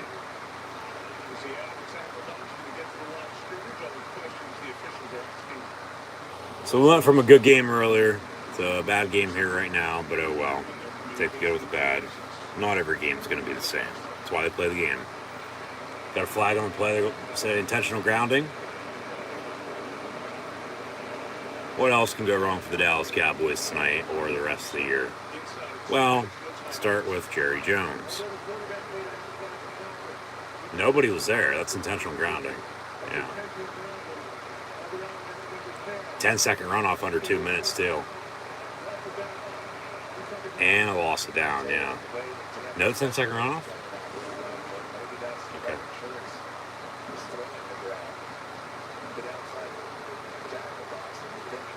Oh my God, he had a man wide open on the far side. Or the near side, but he went far side with it. What the fuck? Yeah, Mike McCarthy's like, what the hell's going on?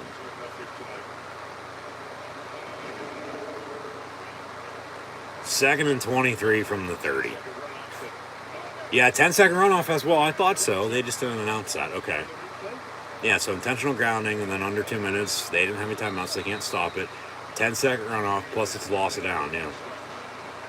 Cooper Rush going to go down on another sack. He celebrates with an air guitar.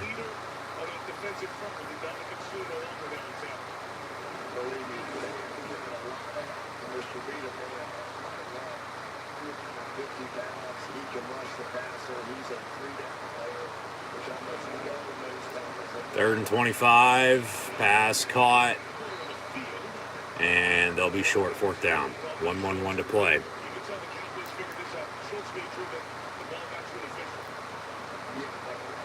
Yeah, they don't want to spot it there automatically, and then, yep, before it snaps. And then they ran out of time. Yeah, 4th and 12, and then Pollard gets brought down at midfield.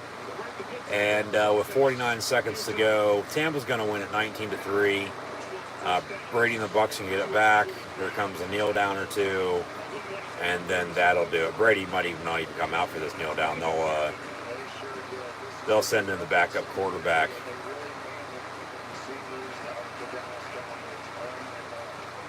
That, of course, Blaine Gabbert.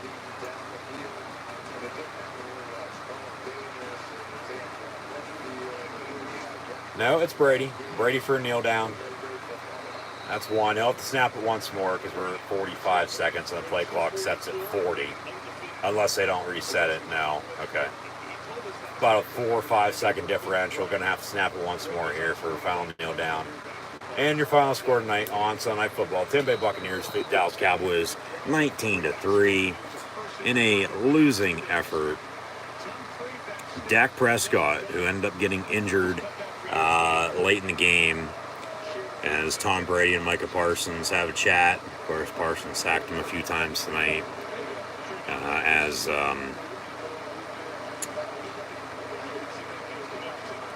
Yeah, big fan of Brady. Well, he's the oldest NFL quarterback ever now to start a game in the regular season at 45 years old.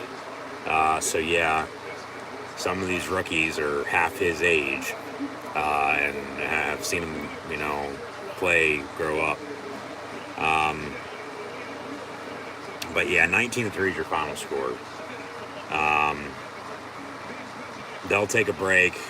We'll get a post-game on the field interview, it looks like, when we return, so we'll stick with it until then, see what he has to say, because they're going to interview Tom Brady. Yeah, a losing effort, 19-3. Cowboys had a field goal on their opening drive, and then nothing else to show for it the rest of the fucking game. Whereas Tampa had 5 field goal attempts, 4 of them were good for 12 points, and then had a touchdown in the third quarter, make it 19-3, and then that's it. That's all she wrote. So hoping for, it was a little bit of a closer game earlier. Tampa, of course, sort of pulled away, but not by much. Very low scoring, but a win's a win. It doesn't matter who did what, as long as, team comes out on top at the end of the day. So 19-3 is your final score. I was hoping for a little bit of a better game. Because like I said, for NBC, the game they had Thursday night, it was 10-10 at halftime, and then a shutout in the second half, with Buffalo winning 31-10 over the Rams. And tonight, well, the same thing. It was 12-3 at halftime, and then Tampa shut out Dallas in the second half with a touchdown, 19-3 final score. So NBC, they haven't got the shaft with, the games. They're good games on paper. They just haven't been executed. They've been played well. But each game, once again, is going to be different. That's why you play the game, because you don't know who's going to win or lose. Because, well, if we knew who was going to win every single game, we'd have our favorite teams go undefeated every year, and, well, that can't happen. So, 19-3 to final score. Dak Prescott, who got injured, was only 14-29 for a $134, had an interception, was sacked twice. Cooper Rush replaced him. He was 7-13, 64 yards. He was also sacked twice in garbage time. Ezekiel Elliott, 10 carries, 52 yards rushing. Tony Pollard, 6 carries, 8 yards rushing. Tony Pollard, 2 catches, 14 yards receiving.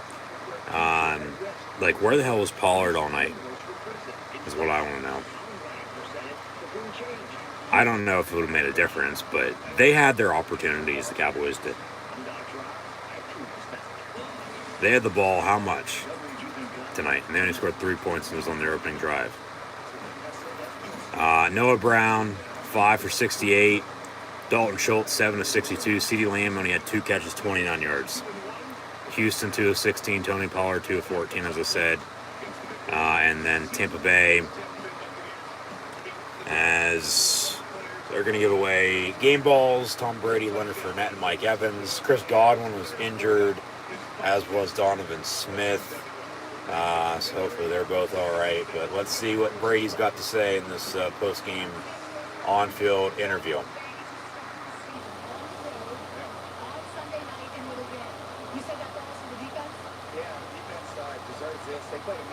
Defense won them the game. A lot to clean up for sure for a lot of teams. Yeah, they only scored once tonight. Second player ever to throw a passing touchdown in NFL history after the age of 45. And it was George Blanda who he passed in that category for the passing touchdown and to become the oldest NFL quarterback ever to start a regular season game in NFL history. He's enjoying the game. He's back.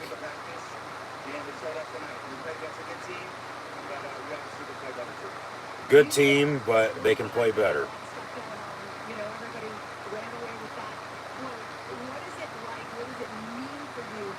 He's got a lot of stuff going on.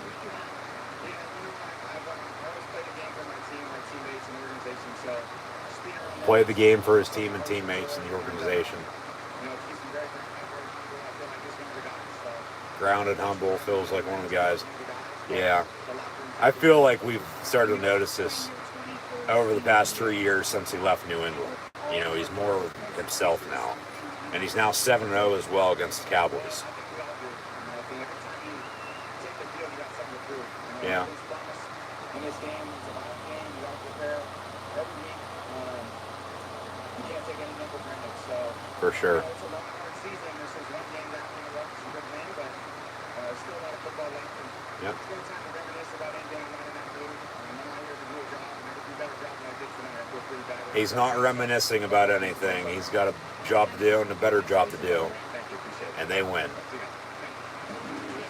He says, appreciate it, see you later. Doesn't say, you know, hi to anybody like he normally does. So there might be some tension with something. I don't know, but I don't really care. Brady's still playing football, so we're going to, you know, soak it in while we still can.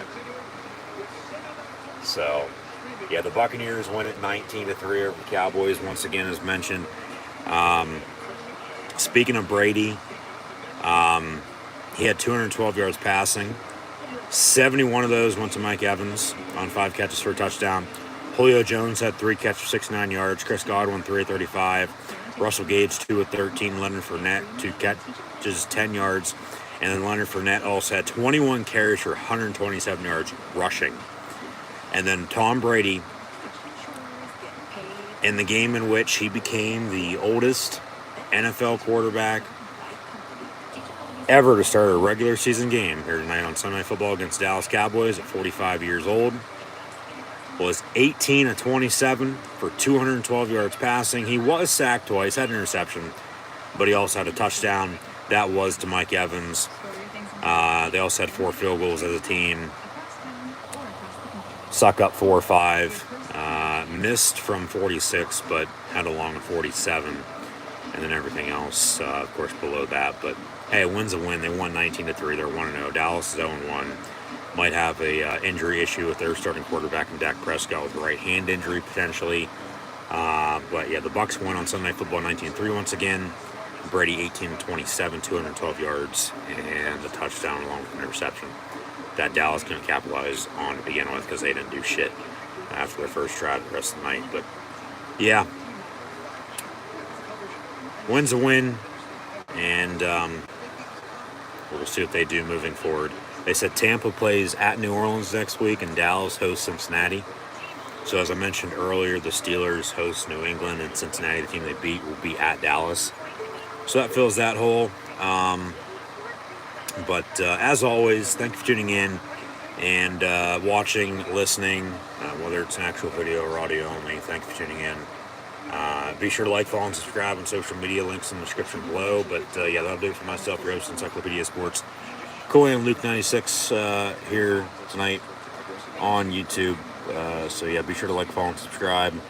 Hope to see everybody tomorrow now for NFL Monday Night Football. It'll be Broncos and Seahawks, along with WWE Monday Night Raw.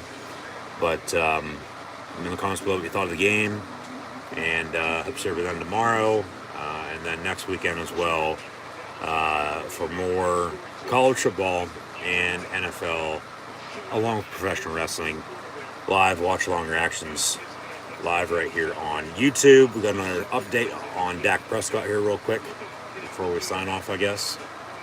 Yeah, it's a throwing hand. It's the muscle, it looks like, in between the thumb and the pointer. It's a thumb. You got to be fucking kidding me, and he's pissed off. So Dak might be done. And Dallas now is going to, as we get an old promo, nice video package here for the NFL's oldest rivalry with the Bears and Packers. What the hell is going on out here? Yeah, it'll be Bears Packers. No, I guess, yeah, that look right there by Mike McCarthy with the trainer telling him that Dak Prescott has a thumb injury and it's probably going to require surgery, and it's on his right hand, his throwing arm.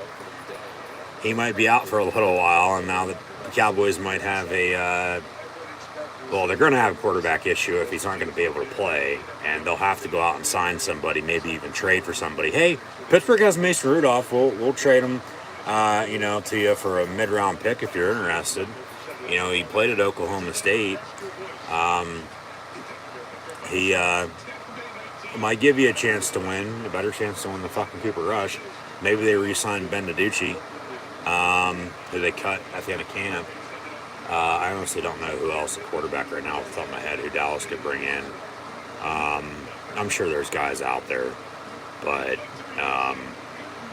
yeah, it looks like Dak Prescott's going to be injured, and one drive into the season with a field goal, and they're not being able to do shit the rest of the game, and then he gets hurt. Yeah, their season might be over with. So I know I said, okay, Dallas and Philly. Well, if it's not Dallas and Philly, it's probably going to be Philly and Washington coming out of the East. Best chance to come out of the East, I should say. But we'll see. We'll see what happens. Because it honestly might not be as serious, but remember, that happened, midway through the fourth? He went in right away. They probably already MRI'd it and probably already, know what's wrong with him. And he's probably going to have to get surgery, I bet.